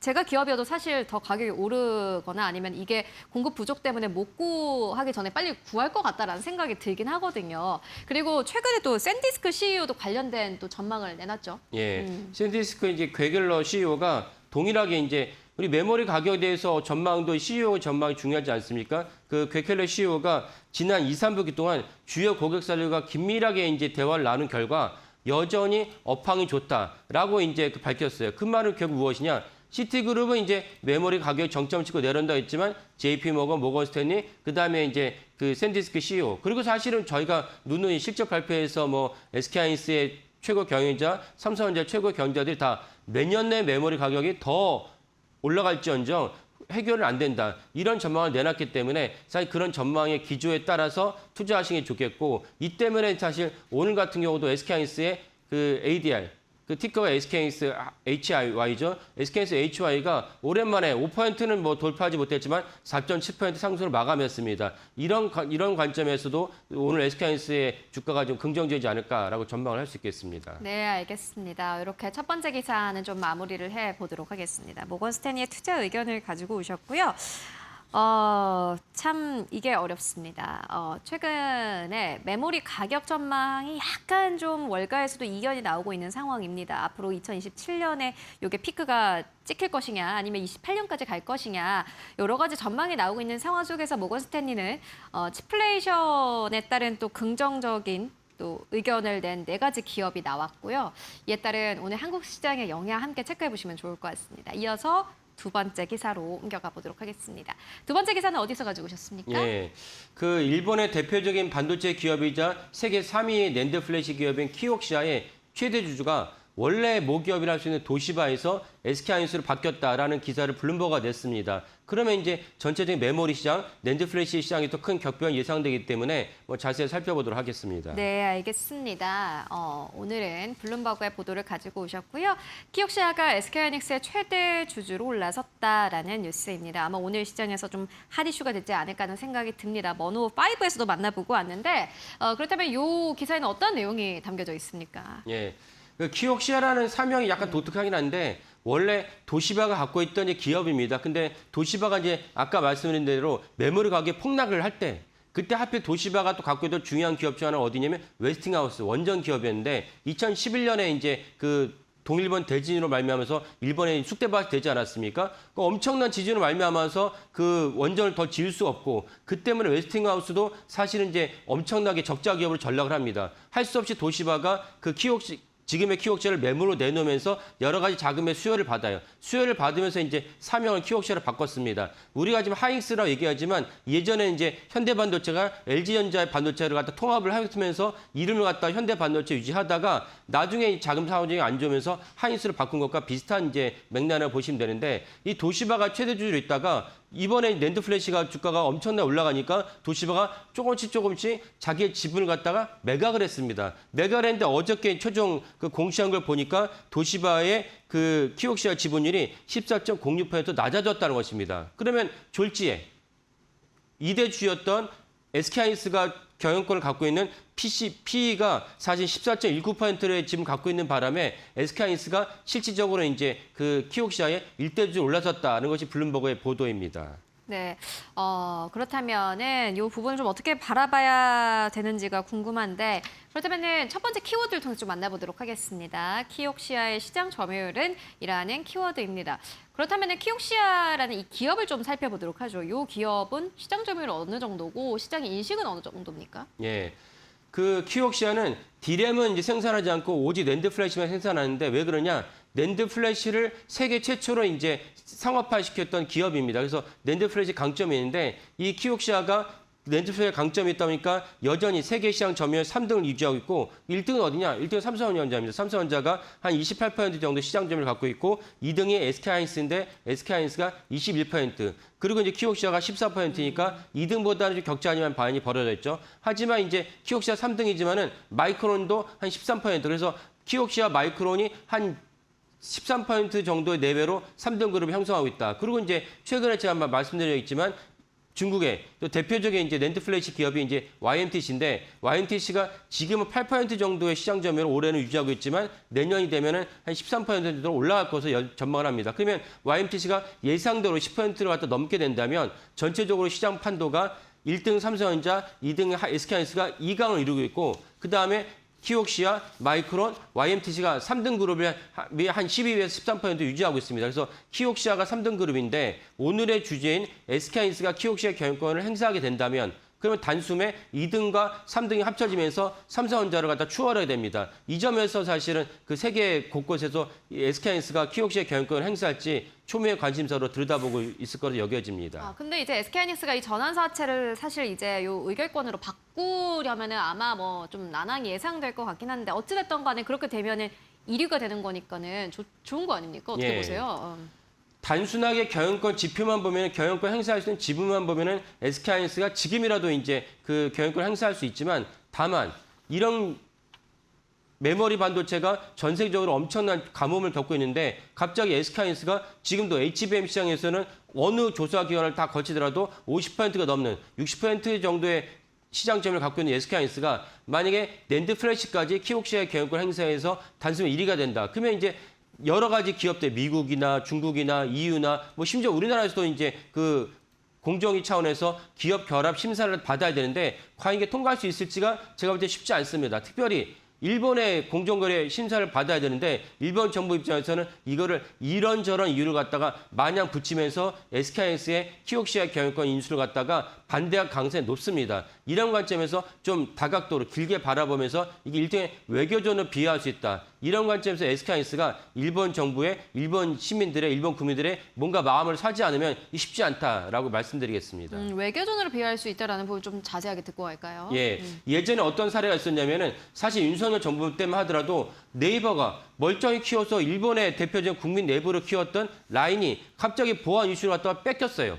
이것도 사실은 그런 외교전의 일환이라고 볼 수 있는 것이고 오래되긴 했지만 예전에 대우그룹이 기억하시는 분도 계시지만 그 톰슨이라고 해서 프랑스의 대표적인 전자 가전 제품을 갖다가 유럽에서 사실 가전을 갖다 영위하기 쉽지 않지 않습니까? 그래서 이제 그 톰슨이 이제 대우그룹에 넘겼는데 그냥 M&A만 관점에서 보면 당연히 인수할 수 있어요. 하지만 이제 그 한국의 기업이 자국의 대표적인 톰슨을 인수한다니까 언론과 정계에서 노조까지 난리를 쳤습니다. 결국은 이제 무상이 됐죠. 이런 것들을 본다면 사실 키옥시아가 일본에 남아있는 유일한 이제 메모리 기업인데 이걸 기업을 하이스가 인수한다는 것 관점에서 일본 국민들이 좋아할 것 같지 않다. 이래서 사실은 치밀하게 일본 국민들의 민심을 먼저 얻으면서 이 일을 추진하지 않으면 공정이 결합해야 돼도 엄청난 이제 시간과 에너지를 쏟아야 되는데 시간과 에너지를 쏟고 나서는 결국 안 될 수도 있다. 이런 관점에서 SK하이닉스가 조심스럽게 접근해야 된다라고 말씀을 드리겠습니다. 네, 알겠습니다. 이제 키옥시아가 SK하이닉스가 키옥시아의 최대 주주로 올라섰다라는 뉴스까지 함께 짚고 왔습니다.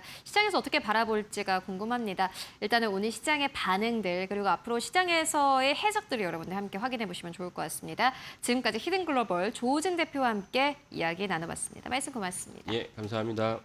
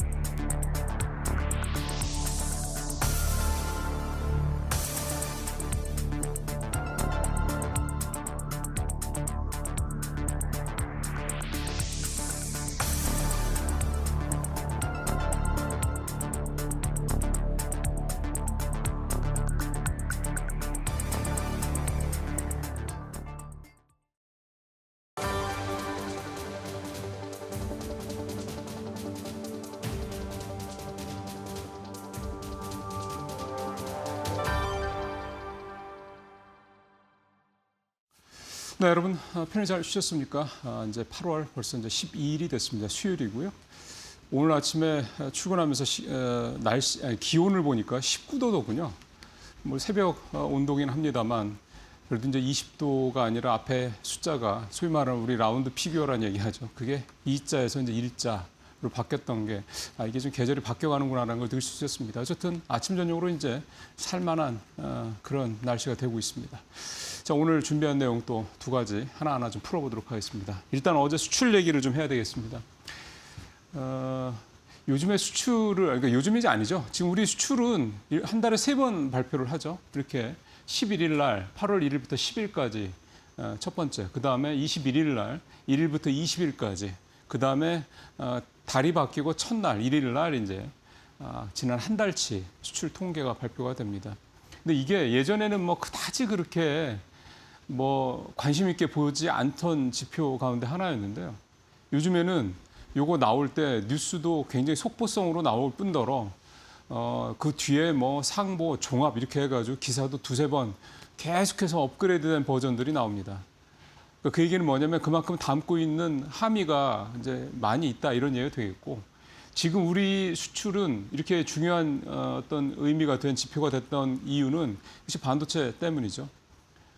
그만큼 이 반도체 수출이 지금 추세가 어떻게 되느냐, 이게 반도체 주가는 물론이고 우리 경제 성장률 뭐 전반에 다 영향을 미치기 때문에, 그래서 어제 나온 10일까지의 수출 내용 오늘 좀 자세히 좀 분석을 좀 해보고, 이번 수출에서 눈에 띄는 두 섹터, 하나는 반도체고 하나는 화장품입니다. 이 두 섹터를 조금 더 자세히 말씀을 좀 드리겠습니다. 첫 번째, 전체 수치부터 보죠. 수출은 앞에 그림으로 가야 되는데, 네. 수출은 1일부터 10일까지 213억 달러입니다. 전년 대비 45% 늘었습니다. 지난 6월 달 수출이 역대 처음 1,000억 달러를 넘은 적이 있었습니다. 그렇게 따지면 그때랑 비교해 보면 200달러면 뭐 한 달로 따지면 여기다 2번 더 가는 거니까 600억 달러 정도밖에 안 되는 거냐 싶으실 텐데 아니죠. 뒤로 가면 갈수록 수출은 확 늘어납니다. 그래서 지난달에 900억 달러 넘었고 이번 달에도 뭐 현재까지 전년 대비 45% 수출 증가율이니까 이 추세가 유지가 되고 있다라고 봐야 되는 거고요. 네, 반도체도 100억 달러 딱 찍었는데 155% 성장. 계속 좀 제 기억으로도 하여간 계속 150%대 이상의 성장률을 지금 유지를 좀 하고 있는 그런 상황이고요. 이러다 보니까 전체 수출에서 반도체가 차지하는 비중이 이제는 46.8%, 거의 50%죠. 근데 이게 작년 같은 기간, 그러니까 작년 8월 1일부터 10일까지 때보다 무려 20.1%포인트가 올라간 겁니다. 비중이 엄청나게 늘었다는 거. 이건 결국은 반도체가 뭐 양이 그렇게 많이 양도 양입니다만 결국 그만큼 아직까지도 이 P에 의한 이 엄청난 그 규모, 이게 그러니까 가격에 의한 규모가 여전히 유지되고 있다 이렇게 좀 봐야 되는 것 같고, 그 밖에 다른 거 보니까 석유 제품 65% 늘어서 이 석유 제품은 이제 휘발유, 경유 뭐 이런 거죠. 이거 우리나라가 전 세계 시장에 뭐 절반까지는 아니겠지만 반 전후 될 거고요. 특히 항공유 같은 경우는 전 세계 시장이 우리가 절반입니다. 특히 미국은 우리 항공유가 우리가 수출하는 항공유와 전체 미국 항공유 시장의 한 70%도 차지하고 있고요. 그러니까 항공유, 이 석유 제품 중에서도 항공유는 사실 대한민국이 꽉 잡고 있다고 해도 과언이 전혀 아닙니다. 그리고 뭐 경유, 그다음에 휘발유도 우리가 수출을 많이 하죠. 그게 이제 많이 올랐다는 얘기, 뭐 유가 상승 영향이죠. 요즘에 오늘 아침에도 뉴욕 시장에서 그 정유사들, 뭐 쉐브론이라든가 이런 데들이 주가가 엄청나게 올랐던데 결국은 다 돈 많이 벌어서입니다. 기름, 이 정제유 같은 이런 거 많이 팔아서. 그다음에 컴퓨터 주변 기기도 140% 가까이 급등을 했고, 보니까 휴대폰하고 자동차, 조선 이쪽이 좀 지난달에 이번 10일까지 좀 약했더라고요. 근데 이 세 섹터, 그러니까 정유, 조선, 그다음에 휴대폰, 그다음에 자동차 이쪽은 끝까지 봐야 됩니다. 이 10일까지 가지고 예단할 수가 없는 그런 섹터다 이렇게 좀 말씀을 드릴 수가 있겠습니다. 다음 장 가보도록 할까요? 이제 이 중에서 이제 아까 잠깐 보셨던 이 반도체 쪽을 보도록 하겠습니다. 모듈을 제어 그냥 D램만 놓고 봤을 때는 전년 대비 517%, 6배가 넘게 증가했고 전달 비해서도 일단 플러스 유지를 하고 있습니다. 이거 이제 D램 쪽이 그렇죠. 모듈을 포함하면 335%, 그다음에 전달 대비해서 16%가 이제 감소했다. 최근에 반도체 관련돼서 여러 가지 노이즈들이 많은 이유가 사실은 이런 거라고 보면 될 것 같습니다. 전월 비해서 전년비에 대해서는 뭐 여전히 3배, 4배, 5배 이런 식인데 그다음에 이제 낸드 쪽 전년 대비해서 400% 그 5배 가까이 증가를 한 거죠. 전월 대비해서도 여전히 좋습니다. 그다음에 SSD 요거가 이제 사실은 낸드의 이제 모듈 버전이라고 보면 되는 건데 3배 이상 증가를 한 반면에 전년 대비해서 이게 이제 전월 비해서 이렇게 줄어드는 게 이런 것들이 이제 낸드 가격 하락이니 뭐니 이런 것들이 그동안 반도체 주가를 끌어내렸던 노이즈 이유들이었으니까요. 물론 어제 말씀드린 대로 어제부터 낸드 가격이 좀 오르고 있다 전해드린 바가 있고요. 그다음에 HBM은 여전히 견조합니다. 2%. 근데 HBM이 다른 데보다 D램이나 레거시 쪽보다 좀 약하네. 이거는 아시다시피 1년 단위로 다 계약을 뭐 완판을 하는 이런 식이기 때문에 추가 상승분 이런 부분들이 이제 포함이 안 된다라는 그 부분들이 좀 있겠고요. 그 다음 장 한번 더 볼까요? 예, 요거는 이제 수출 단가 측면에서 본 겁니다. 이게 지금 보시면 2000년부터 올해 이렇게 2020년부터 올해 거기 때문에 요거를 보시지 마시고 요 추이를 보시면 됩니다. 그러니까 작년부터 올해 1년 사이에 이렇게 수출 단가가 급등을 했다라는 거 그거를 보시면 되는 거고요. 그다음에 이제 단가로 봤을 때 D램은 4배 가까이 전월 대비해서 조금 떨어졌죠. 모듈 포맷에서도 마찬가지고 메모리만 전년 대비해서 7배가 넘게 늘었고 전월 대비해서도 2배 이상 8월 달 들어섭니다. 그러니까 이 얘기는 뭐냐면 낸드 쪽이 최근에 노이즈에서 그러니까 그 전의 개념이죠. 5월, 6월, 7월 요때 낸드 가격이 조금 뭐 재고가 좀 쌓였다느니 뭐니 이러면서 가격이 조금 부진했는데 다시 지금 8월 들어서 살아나고 있다 이런 말씀이 좀 될 것 같고 SSD도 좀 플러스로 돌아섰죠. 전월비 단가 얘기입니다. 이건 앞서는 양이고 이번에는 가격. HBM도 120%나 가격이 높아졌고 그다음에 전월비에서 HBM은 지금 뭐 내년 거 뭐 이미 뭐 완판됐다 얘기가 좀 나오고 있는데 가격을 지금 뭐 2배 올리네 뭐 50% 올리네 이제 그런 일부 뭐 썰들이 있긴 합니다만 그건 공시하지 않으면 알 수가 없는 부분이고요. 어쨌든 하이닉스가 얘기했던 것처럼 우리가 무슨 엔비디아의 가격을 HBM 가격을 50%만 올리기로 했다. 사실 무리다라고 얘기를 한 것처럼 시장에서는 80% 정도가 정설이죠. 거의 2배 가까이 오른다라는 게 정설이기 때문에 일단 8월 달만 봐서는 뭐 가격이 좀 많이 오른다라는 거고 지금 추론 부분 때문에 어쨌든 HBM의 수요가 그리고 또 하나가 지금 빅테크들이 다 각자 자기네들 이 AI 칩을 만들고 있지 않습니까? 구글 TPU 같은 식으로 거기에 다 HBM 들어갑니다. 그러니까 HBM의 수요는 뭐 걱정을 전혀 안 하셔도 되는 부분이다 이렇게 볼 수가 있겠고 자 이번에는 이제 화장품 쪽 가보도록 하겠습니다. 최근에 화장품 주가 굉장히 좀 좋죠. 근데 실제로 여전히 수출이 좋다라는 게 또 한 번 확인이 됐고 어제 시장에서 삼성전자가 강한 모습을 보였던 가장 큰 이유도 그러니까 약세로 출발했다가 상승 전환해서 한때 5%까지 급등을 했던 이유도 결국 수출이었던 것처럼 화장품도 어제 초반에는 좀 부진했습니다. 그런데 이 수출 얘기가 나오면서 화장품도 역시 어제 전체적으로 다 좀 고르게 상승하는 모습을 좀 보였습니다. 상징적으로 이 막대 그래프 하나만 보셔도 화장품이 얼마나 좀 좋은지를 알 수 있고요. 뭐 코스메카 코리아라든가 뭐 등등등 화장품 관련 회사도 실적 나오는 거 보면 코스맥스도 그렇고 한국콜마도 그렇고 다 2자릿수 이상 다 전년 대비는 뭐 전월 대비 다 이렇게 오르고 있는 상승을 하고 있는 그런 상황입니다. 전체적으로 보면은 이렇게 보시면 되고 83%가 전년 대비해서 좀 증가한 걸 이제 보실 수가 있고요. 특징을 좀 보면은 중국이 어쨌든 계속 감소하는 게 나타나고 있고 홍콩도 역시 다 감소. 미국을 보시는 게 제일 중요하죠. 미국은 전년 대비 147% 증가를 했고 전월 대비해서는 좀 감소했습니다. 15% 정도. 그러니까 전년 대비 이렇게 증가하고 있다라는 거. 그래서 미국이 왜 이렇게 전년 대비해서 이렇게 증가폭이 크냐라고 봤을 때 그러니까 작년까지라고도 뭐 하여간 그 동안에는 미국에 대한 부분이 아마존을 중심으로 하는 좀 온라인 수출 요걸 중심으로 하다가 이제는 우리가 직접 오프라인 진출을 하고 있죠. 그럼 온라인 진출하는 것과 오프라인 진출하는 게 차이가 뭐냐? 수익성 차이죠. 온라인을 진출하게 되면은 우리 뭐 백화점에서 이렇게 입점해 있는 업체들이 기본적으로 매출의 35% 정도 백화점한테 이렇게 주지 않습니까? 마찬가지로 아마존에 입점을 하게 되면 역시 그 정도 뗀다고 합니다. 한 3분의 1 정도. 그러니까 그렇게 하는 것과 대신 이거는 이제 거기에 들어가는 뭡니까 이 점포비라든가 그다음에 직원들 고용하는 인건비 이런 것들이 비용이 좀 적죠. 그러니까 그런 부분이 있고 대신 그 한계가 그러니까 이를테면은 상방에 조금 약간 실링이 그러니까 천장이 좀 잡히는 거고 반면에 오프라인은 처음에는 돈이 많이 들죠. 그리고 시간이 좀 걸리죠.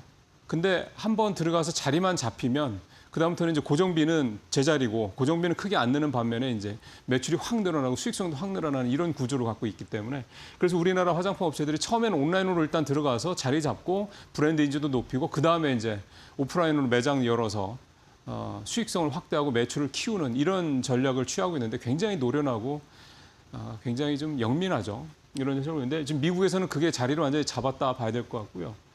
미국도 뭐 기초뿐만이 아니라 뭐 색조 이런 쪽도 있긴 하고 근데 기초가 워낙 강하죠. 우리나라 화장품이 워낙 기초가 강하니까 최근에 이 선크림 쪽 이쪽이 굉장히 좀 좋습니다. 뭐 미국이라는 나라가 뭐 워낙에 뭐 선크림 뭐 이제 햇볕이 뭐 강한 부분도 있기는 하지만 선크림도 워낙 많이 바르는 나라이기도 한데 미국에서 그동안의 선크림은 되게 비싸고 비쌌던 이유가 전문의약품으로 취급을 해서 그냥 어디 마트나 이런 데 가서 우리처럼 선크림 살 수가 없거든요. 처방을 받아서 살 수 있다 보니까 좀 번거롭죠. 그래도 좀 형편이 어려운 분들은 이제 그것도 다 돈이니까 안 하는 거고 안 하고 마는 거고. 근데 이게 이제 전문의약품인데 우리가 이걸 좀 뚫었습니다. 우리나라 회사들이. 그러다 보니까 좀 더 용이하고 그다음에 우리나라 선크림을 한번 써본 미국 소비자들은 너무 좋다, 끈적거리지 않다 뭐 그런 좋은 평가를 내리고 있다 보니까 새로운 또 매출처가 또 발굴이 된 거죠. 그래서 미국은 여전히 성장 시장이다라고 업계에서는 보고 있더군요. 일본도 뭐 전년 대비는 늘었고 전월 대비는 다 좀 줄었습니다. 동남아도 계속 늘다가 좀씩 주는 모습이고 폴란드도 유럽의 거점이죠. 폴란드도 전년 대비 그다음에 전월 대비 다 줄었고 근데 영국이 이렇게 171% 증가를 했고, 그러니까 전월 대비로는 다들 두 자릿수 이상 약세를 좀 보이고 있습니다. 역시 여름 휴가철, 비수기라는 이런 부분들이 좀 된 것 같고, 그럼에도 불구하고 작년 대비해서는 특히 유럽 쪽이나 미국 쪽, 이렇게 서구 쪽에서 우리나라 화장품들 수출이 여전히 강한 어떤 증가세 유지를 하고 있다. 이렇게 좀 말씀을 드릴 수가 있겠습니다. 다음 장 가보도록 하겠습니다. 화장품 얘기를 너무 오래 했습니다. 오늘 이 얘기를 좀 짧게 하도록 하겠습니다. 시간이 한 2분밖에 안 남았는데 무슨 얘기냐면 엔비디아하고 월스트리트의 6개 금융사하고 제휴했다는 얘기 들으셨죠? 엔비디아, 아폴로, 블랙록, 블랙스톤, 브룩필드 이제 이런 회사들입니다. 5,000달러짜리 인프라 전문용 플랫폼을 만드는데 플랫폼이라기보다는 AI 컴퓨팅, 그러니까 AI 인프라 관련된 금융 조달의 새로운 어떤 방법이 만들어졌다. 이렇게 보시는 게 좀 나을 것 같고요. 엔비디아의 AI 인프라를 투자형 자산으로 화해서 한마디로 유동화해서 그 돈으로 만들어서 글로벌 AI 팩토리를 구축하는 자금을 조달하겠다. 이 얘기입니다. AI 컴퓨팅의 자산화, 유동화 이게 이제 가장 큰 의미다라고 보는 거고 이게 왜 의미가 있냐라고 봐야 되는 거냐면 일단 엔비디아가 요거를 할 수 있게 된 그 기반이 있습니다. 그게 뭐냐면 최근에 SEC 그러니까 미국 증권거래위원회에서 AI 데이터 센터의 ABS 위험 보유 규제를 예외로 인정한다는 얘기를 했습니다. 이게 뭐냐면 AI 데이터 센터가 ABS 이게 유동화 증권 아닙니까? 이 AI 데이터 센터라는 이 자산을 유동화를 해서 ABS를 이제 발행을 하는데 이거에 이제 규제가 있었습니다. 이게 이제 금융위기 이후에 있었던 규제인데 이거를 SEC가 풀어줬습니다. 그러고 난 다음에 바로 이 얘기가 나온 거거든요. 그러니까 이게 무슨 얘기냐면 이제는 데이터 센터가 단순히 뭐 AI에 관련된 뭐 학습을 하고 추론을 하고 뭐 이런 쪽으로 그러니까 사실은 이제 돈을 주로 먹고 수익을 하는데 시간이 좀 걸리고 하는 이런 식의 좀 약간 불편한 그런 자산이 아니라 이거를 금융화를 함으로써 자금 조달에 있어서의 위험은 상당히 분산을 하고 대신 이거를 통해서 무궁무진하게 이제 돈을 벌 수 있는 그런 수익 구조를 좀 만들어가고 있는 거다라고 보실 수가 있는 겁니다. 보십시오. 블랙록, 블랙스톤, 골드만삭스, KKR 이름만 들어도 여러분들 다 아시는 이런 금융회사들이 왜 미쳤다고 여기다 이렇게 큰 돈을 투자를 하겠습니까? 여기서 뽑아먹을 게 있다. 그러니까 자기들이 여기서 돈 냄새를 맡았다라고 볼 수가 있는 겁니다. 그래서 뭐 더 길게 설명드리기가 시간이 좀 안 돼서 시간이 안 됩니다만 결국 중요한 거는 이제는 AI 데이터 센터를 구축하는 데 있어서 빅테크들이 그동안의 고민이었던 뭐 회사채 발행하고 대출받고 온갖 걸 좀 다 하고 있는데 이런 식으로 투자화해서 유동화를 해서 데이터 센터를 그래서 이제 자금 조달을 금융 쪽에서 계속해서 받을 수 있는 대출이 아니라 이들의 투자를 통해서 계속해서 자금을 받을 수 있는 그런 구조를 만들어가고 있다. 이게 굉장히 중요한 의미가 있는 뉴스다. 이렇게 좀 말씀드릴 수가 있겠습니다. 그만큼 AI와 관련된 우리의 우려, 이 부분들을 상당 부분 좀 완화시킬 수 있는 그런 내용이다. 이렇게 말씀드릴 수가 있겠습니다. 마치겠습니다.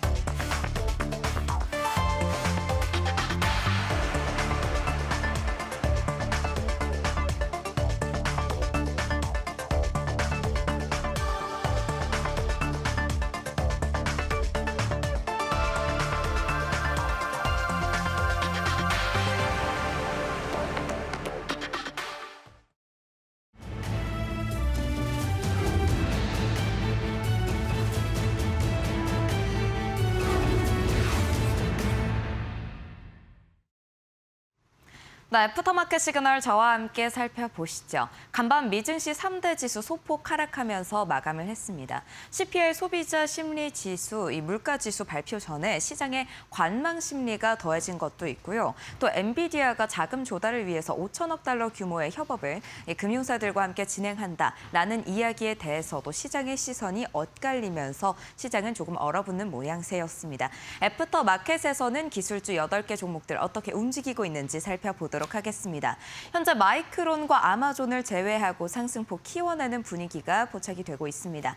오늘 실적 발표한 종목들부터 살펴보도록 하겠습니다. 코어위브와 슈퍼 마이크로 컴퓨터가 실적 발표를 했는데요. 코어위브는 시장의 예상치, 매출과 EPS 모두 상회하는 실적을 내놓았습니다. 그러면서 큰 반응을 사고 있는 모습인데요. 현재 이 매출 수주 잔고도 1,000억 달러를 넘기면서 시장의 반응을 사고 있습니다. 현재 애프터 마켓에서 14% 급등하는 모양새를 보여주고 있는데요. 103달러 선에 지나가고 있습니다. 슈퍼 마이크로 컴퓨터는 현재 6% 급등하는 양상 보여주고 있는데요. 슈퍼 마이크로 컴퓨터는 매출을 111억 달러로 내놨습니다. 시장의 예상치였던 115억 달러보다는 다소 낮은 모습이지만 그래도 2027년 회계연도에 들어서면서 역대 최대 수주 잔고를 달성했다라고 언급한 게 긍정적인 영향을 미쳤습니다. 현재 33달러 선에 거래가 되고 있습니다. 또 엔비디아가 이 5천억 달러 규모의 자금 조달을 위해서 금융사들과 함께 협업을 하기로 했는데요. 이에 대해서는 시장의 시선이 현재 엇갈리고 있습니다.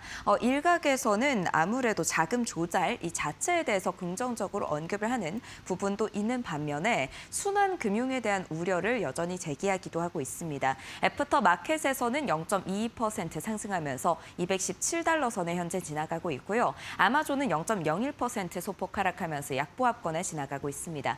애플은 0.03% 소폭 상승 304달러 선에 지나가고 있고요. 메타도 0.14% 상승하면서 600달러 선에 바짝 다가서고 있습니다. 또 마이크론에 대해서는 시뱅크의 언급이 있었습니다. 기술적인 수요가 늘어나고 있다라고 언급을 했는데요. 그래도 애프터 마켓에서 0.29% 빠지고 있습니다. 866달러 선에 현재 지나가고 있습니다. 이어서 다음 종목들도 살펴보도록 하겠습니다. 네, 국내 ADR 종목들 흐름 살펴보도록 하겠습니다. KB금융지주가 하락을 했고 포스코홀딩스, 신한금융지주 하락했고요. 나머지 종목들은 상승폭 기여됐습니다. 종가 기준으로 살펴보실 텐데요. SK하이닉스 상승폭을 그려냈습니다. 이 엔비디아가 AI 인프라 투자를 위해서 자금 조달을 한다는 게 이 SK하이닉스에는 수혜로 다가설 수 있겠다라는 시장의 분석이 나왔습니다. 1.14% 상승하면서 141달러 선에 거래가 됐고요. 우리 금융 금융지주는 0.51% 상승했습니다. 금융 종목들 가운데에서는 유일하게 상승을 했고 한국전력 0.33% 상승, 통신주들은 일제히 1%대 강세를 보였습니다. SK텔레콤 1.14% 상승하면서 33달러 선에 거래가 됐고요. 또 KT는 1.31% 상승하면서 18달러 선에 거래가 됐습니다. 이어서 국내 주요 지표들도 살펴보도록 하겠습니다. 네, 코스피 200 야간 선물 시장 1.28% 상승하면서 1000포인트 선을 다시 한번 넘겨내는 움직임 보였고요. EW의 한국 ETF도 간밤에도 상승했고 애프터마켓에서도 0.32% 추가 상승하면서 167달러 선에 현재 거래가 되고 있습니다. 필라델피아 반도체 지수도 0.87% 상승했는데요. 12,000포인트 선에 거래가 되고 있습니다. WTIU는 0.24% 현재 소폭 상승하는 움직임 나타나고 있습니다. 미국과 이란의 이 지정학적인 리스크가 해소될 듯 해소가 되지 않고 있습니다. 중재국들이 나서서 협상을 추진하고 있는 상황이긴 하지만 호르무즈 해협의 완전한 통행이 현재는 어렵다라는 전망이 제기가 되면서 WTIU 현재 상승하고 있습니다. 83달러 선에 거래가 되고 있습니다. 국내 ADR 종목 중에서 SK하이닉스가 그래도 상승폭 그려냈다는 점, 또 코스피 200 야간 선물 시장도 상승, EW의 한국 ETF까지 상승해 냈다는 점이 우리 증시에 긍정적인 영향을 줄 수 있겠습니다. 지금까지 애프터마켓 시그널 살펴봤습니다.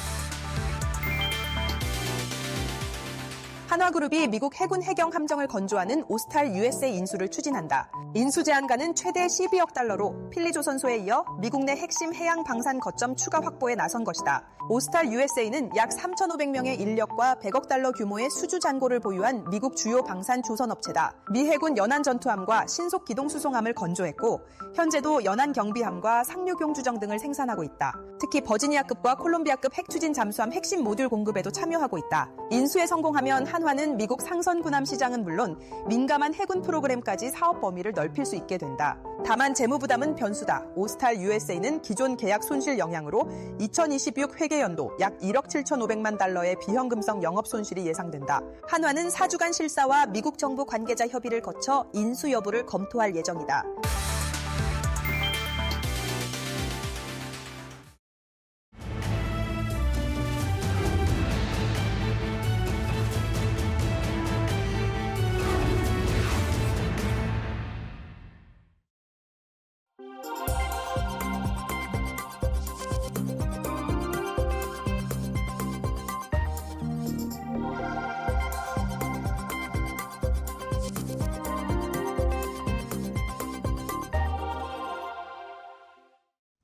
네, 외국인이 다시 국내 증시를 사들이기 시작하면서 반도체주에도 변화의 신호가 나타나고 있습니다.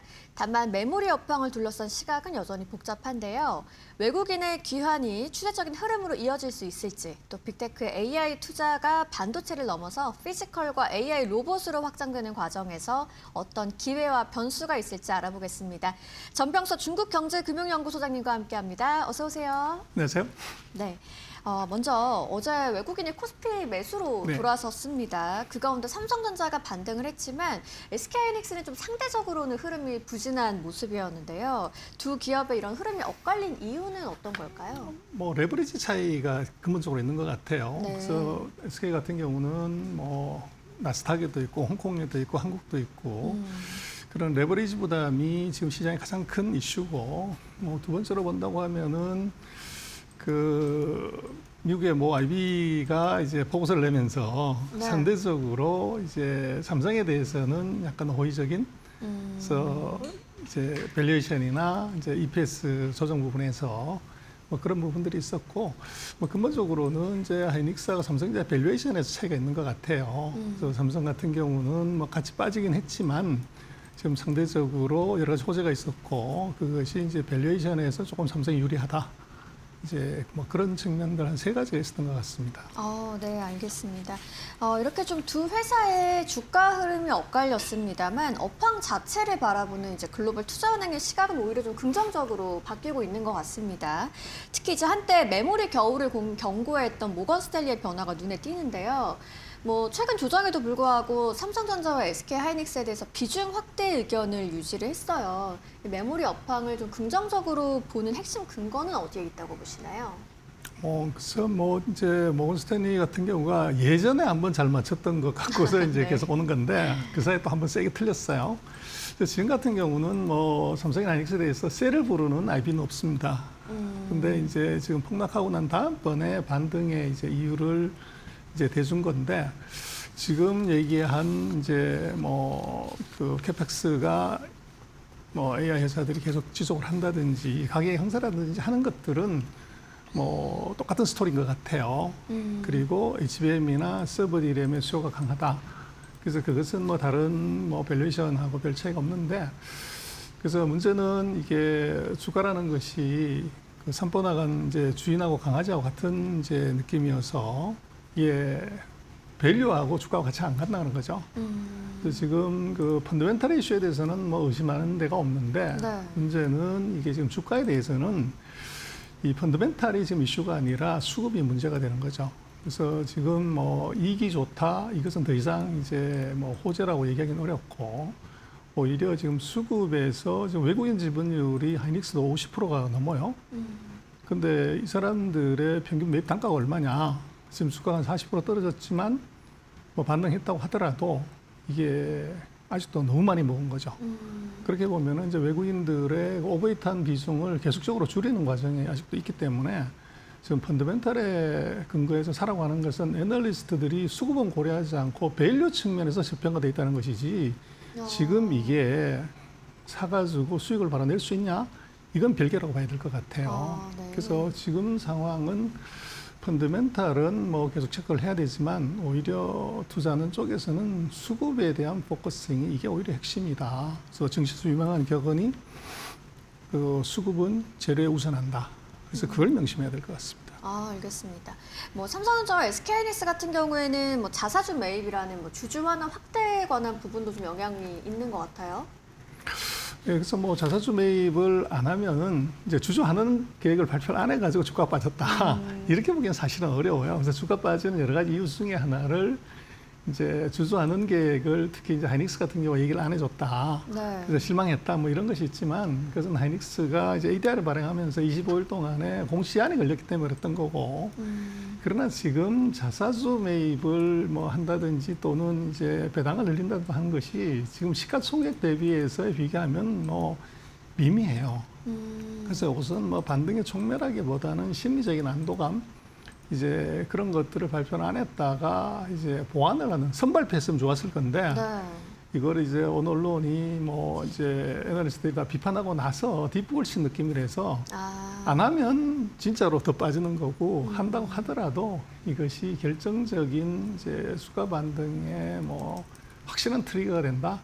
이렇게 보기엔 어려울 것 같아요. 그래서 지금 이번에 뭐 발표되고 있는 것들도 보면은 이제 시장이 원하는 건 파격인데 뭐 이것은 예전보다 조금 더 이제 그런 정도 수준이라서 시장의 기대를 만족시키기에는 조금 부족하지 않나. 그렇게 생각이 됩니다. 알겠습니다. 뭐 일단 월가에서는 최근 조정을 메모리 사이클의 꺾임으로 보기보다는 뭐 AI 슈퍼 사이클 안에서 나타나는 일시적인 숨고르기로 보고 있다. 이런 시선을 좀 정리해 볼 수 있었습니다. 다만 좀 수요가 견고하더라도 공급이 빠르게 늘어난다면 또 얘기는 달라질 수 있을 것 같은데요. 이제 마침 SK하이닉스가 중국 다롄에서 4년 만에 낸드 투자를 다시 시작한다는 소식이 나왔어요. 생산 능력을 50% 늘리겠다라는 이야기인데 향후 가격과 실적에도 영향이 있을 것 같습니다. 뭐 하이닉스에 워낙 지금 많이 벌기 때문에 대량 공장 때문에 이게 뭐 전체 시장의 수급이나 하이닉스 이익이 대폭 좋아지는 이럴 가능성은 없고요. 네. 그래서 낸드에서 하이닉스의 전 세계 시장이 한 22% 정도 되는데 지금 대량 공장은 거기에 뭐 한 20% 정도 수준이에요. 그래서 그걸 캐파를 한 이제 50% 10만 장을 15만 장으로 늘린다는 얘기고, 그러나 중요한 것은 이제 거기에 팔고 있는 것을 만들고 있는 아이템이 이게 미국이 첨단 메모리하고 낸드에 이게 만들 수 있는 장비를 중국으로 갖고 들어가는 것을 제재를 했어요. 네. 그래서 지금 하이닉스가 이제 대련에서 하고 있는 것은 뭐 192단, 190단대의 제품을 증설하는 것이고, 지금 시장에서 얘기하고 있는 첨단 400단, 390단, 400단대는 거기에 장비가 들어갈 수가 없어요. 그러다 보니까 지금 같은 경우는 이게 어떻게 보면 범용 제품, 디램을 했을 때 범용 제품에 이제 증설을 한다는 얘기고, 그러나 그것이 전체 이 낸드 세계 시장의 비중으로 보면 한 1, 2%, 그리고 이게 언제 완공되냐면 대략 한 1년 반에서 2년이 걸리기 때문에 2년 뒤에 증설이 된다는 것이죠. 그래서 지금 같은 경우는 뭐 그런 뉴스가 있었다는 정도로 봐야 될 것 같고, 당장의 수급이나 가격 여기에 미치는 영향은 크지 않을 것 같아요. 그러나 이게 이제 주는 의미는 그게 뭐 거의 4년 동안 증설하려고 하다가 못했다가 지금 하는 이유가 뭐냐는 것에 의미가 있을 것 같아요. 네. 그래서 지금 대량 공장 같은 경우는 요즘 이제 SSD 이제 여기 수요가 추론 때문에 폭발하는데, 그 수요가 폭발하고 있다는 것에 이제 반증 증거로서는 굉장히 의미가 있어요. 그래서 지금 뭐 우리는 디램 쪽에만 많이 포커스하지만 지금 낸드가 저장 장치로서의 수요가 이게 추론이 확 커지면서 이게 굉장히 큰 가능성이 있다. 그런 시그널로 4년 동안 투자 안 하다가 지금 한다는 것은 뭔가 있다는 거죠. 그래서 그것을 이제 뭐 시장은 조금 더 주목하지 않나 싶고, 그래서 지금 SK하이닉스는 대량 공장을 이걸 상장을 시키려고 해요, 나스닥에.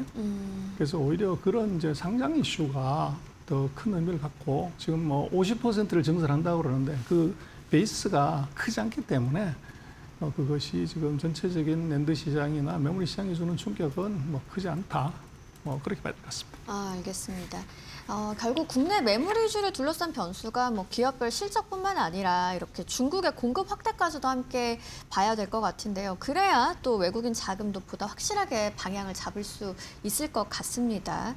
이어서 좀 질문을 드리면 네. 어제 말씀드린 것처럼 외국인이 순매수로 돌아오긴 했습니다만 아직 이걸 추세 변화로 보기는 이르다는 평가가 나오더라고요. 소장님께서는 좀 어떻게 보세요?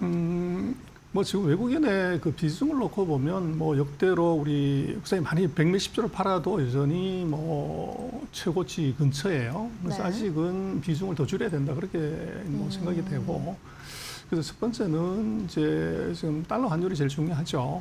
그래서 이 달러 환율의 방향이 일단 바뀌어야 되고, 또 우리로서는 지금 이제 레버리지나 신용 여전히 많이 걸렸기 때문에 그것이 영향은 줄었다고 하더라도 이 부분에서의 변화가 있어야 되고, 가장 중요한 것은 최근에 보면은 이제 엔비디아가 갑자기 최첨단 이제 GPU에 HBM 탑재량을 줄인다, 뭐 그런 발표를 했어요. 그래서 우리가 네. 조금 충격이라고 하는데, 그것은 이 줄여도 성능이 괜찮기 때문에 그렇다는 것이 아니라 HBM을 만들고 있는 이제 한국의 양대 회사들이 이게 생산의 공정도에 난이가 올라가다 보니까 생산 캐파를 확대하지 못해서 나타나는 일이죠. 그래서 지금 같은 경우는 이제 정말로 HBM4를 대량으로 양산하는 거냐. 그래서 지금보다도 확실하게 후발자고 격차를 늘리고 고부가 제품의 비중을 확 늘릴 수 있냐는 것이 이게 이제 확신을 줘야 되는 것이고, 특히 이제 삼성 같은 경우는 뭐 그 사이에 여러 가지 노력을 했지만 하이닉스에 비해서는 아직도 이제 열세에 있기 때문에 이것이 이제 엔비디아에서 어떤 평가를 받냐. 그래서 HBM4에서는 진검승부가 벌어진다고 하는데 그 성과가 어떻게 나는지를 봐야 아마 외국인들이 다시 이제 조금 더 사거나 뭐 이제 이럴 수 있는 가능성이 있을 것 같고, 현재로서는 외국인들 입장에서는 여전히 이제 오버웨이트된 비중을 이제 호시탐탐 이제 줄이는 쪽, 그쪽으로 이제 포커스를 맞추고 있다, 그렇게 봐야 될 것 같아요. 그래서 하루 이틀 정도의 뭐 주가의 상승 하락 또는 이제 외국인의 순매수 매도를 가지고서 추세 전환이다, 이렇게 보는 것은 지금은 조금 이르다, 그렇게 말씀드릴 수 있을 것 같아요. 네, 알겠습니다. 뭐 한편 또 외국인 매도세의 숨은 원인 중에 하나로 이제 8월 21일로 예정이 돼 있죠. 중국 CXMT 관련한 미국 의회 데드라인 이슈가 피던데 이 부분은 좀 어떻게 보세요? 그래서 뭐 CXMT는 지금 이게 그 제재가 미국 네. 국방부가 제재를 하는 거거든요. 네네. 그래서 지금 뭐 애플이 정말로 이게 뭐 택도 아니게 CXMT한테 컨택을 해가지고 이제 물건을 받겠다. 뭐 이런 얘기들이 나왔고, 그래서 시장에서는 CXMT가 뭐 디램 수급에 확실한 트리거가 되는 거 아니냐, 애플까지 가면, 그런 얘기를 많이 하는데, 그것은 지금 CXMT도 그 자기네 그 중국 내의 수급이 굉장히 타이트해요. 네. 그래서 애플한테 줄 수 있는 물량이 거의 없고, 또 이번 애플이 얘기했지만 이게 가격 좀 깎자 그랬더니 CXMT가 다른 데 가서 알아보세요, 이렇게 얘기를 해버렸다는 거죠. 그럴 정도로 수급이 타이트하기 때문에 네. 지금은 제재가 있든 없든 뭐 상관없이 이것은 절대적인 공급자 우위이기 때문에 지금 미국이 뭐 CXMT 같은 제재를 하더라도 CXMT가 미국에 직접적으로 수출하는 것이었기 때문에 큰 영향은 없다. 그리고 한국이고 중국이고 간에 지금 추가적으로 나올 수 있는 물량이 없기 때문에 이것은 이제 어떤 상징적인 의미 정도로 봐야 되고, 또 미국 같은 경우는 지금 그보다 더 센 게 이제 매치법이라고 중국의 어떤 장비나 제품, 기술도 넘어가지 못하게 하는 법을 의회가 지금 만들고 있는데요. 그러나 우리도 그렇지만 국회라는 게 뭐 서로 논의하고 싸우고 뭐 이러는 과정에서 이게 완전히 통과되기까지는 아직도 긴 시간이 좀 걸릴 것 같아요. 알겠습니다. 자, 한편 빅테크 AI 투자는 이제 사상 최대 수준으로 확대가 되고 있습니다. 국내 반도체주에 뭐 단기적으로는 호재가 될 것 같은데 장기적으로 봤을 때 좀 리스크가 될 부분도 있을 것 같습니다. 그렇습니다. 그래서 AI의 캐펙스는 이제 네. 메모리의 산소다, 이렇게 얘기할 수 있을 것 같아요. 그래서 산소가 뭐 너무 많으면 과열되고 없으면 바로 이제 질식을 하게 되는데, 네. 지금처럼 이렇게 과열이 되면, 그리고 이제 뭐 이미 그 노트북이나 이런 데서 가격의 비중에 CPU보다가 메모리 가격이 올라가기 때문에 어느 순간에 이것이 줄이게 되는 경우에는 이게 정말 충격이 크게 올 수 있죠. 그래서 지금 우리 같은 경우는 뭐 호황에 너무 취할 건 아니고 적당히 즐기고 정말 대응을 해야 될 타이밍이고, 지금 같은 경우가 앞으로도 예를 들어 6개월, 1년 시장 예측처럼 그렇게 수행된다고 하면은 PC 업체나 AI 업체들 입장에서는 이거 메모리를 줄이지 않을 방법이 사실 없어지죠. 그래서 그때 충격을 우리가 좀 대비를 해야 되는 거 아니나 싶습니다. 네, 알겠습니다. 오늘 외국인의 귀환 가능성부터 삼성전자, SK하이닉스의 엇갈린 흐름도 한번 짚어봤고요. 다음 성장 무대에서 누가 주도권을 잡을지도 계속해서 지켜봐야겠습니다. 오늘 전병서 중국경제금융연구소장님과 함께했습니다. 좋은 말씀 고맙습니다. 네, 고맙습니다. 네. 오늘 저희가 전해드릴 시장 이야기 통해서 오늘 우리 시장으로 이어질 시그널 참고하시길 바라겠고요. 이어지는 마켓나우 1부 통해서도 투자 전략 잘 세워가시길 바라겠습니다. 저희가 준비한 소식은 여기까지고요. 저희는 내일 이 시간 더 알찬 시장 이야기로 찾아오겠습니다. 시청해주신 여러분 고맙습니다.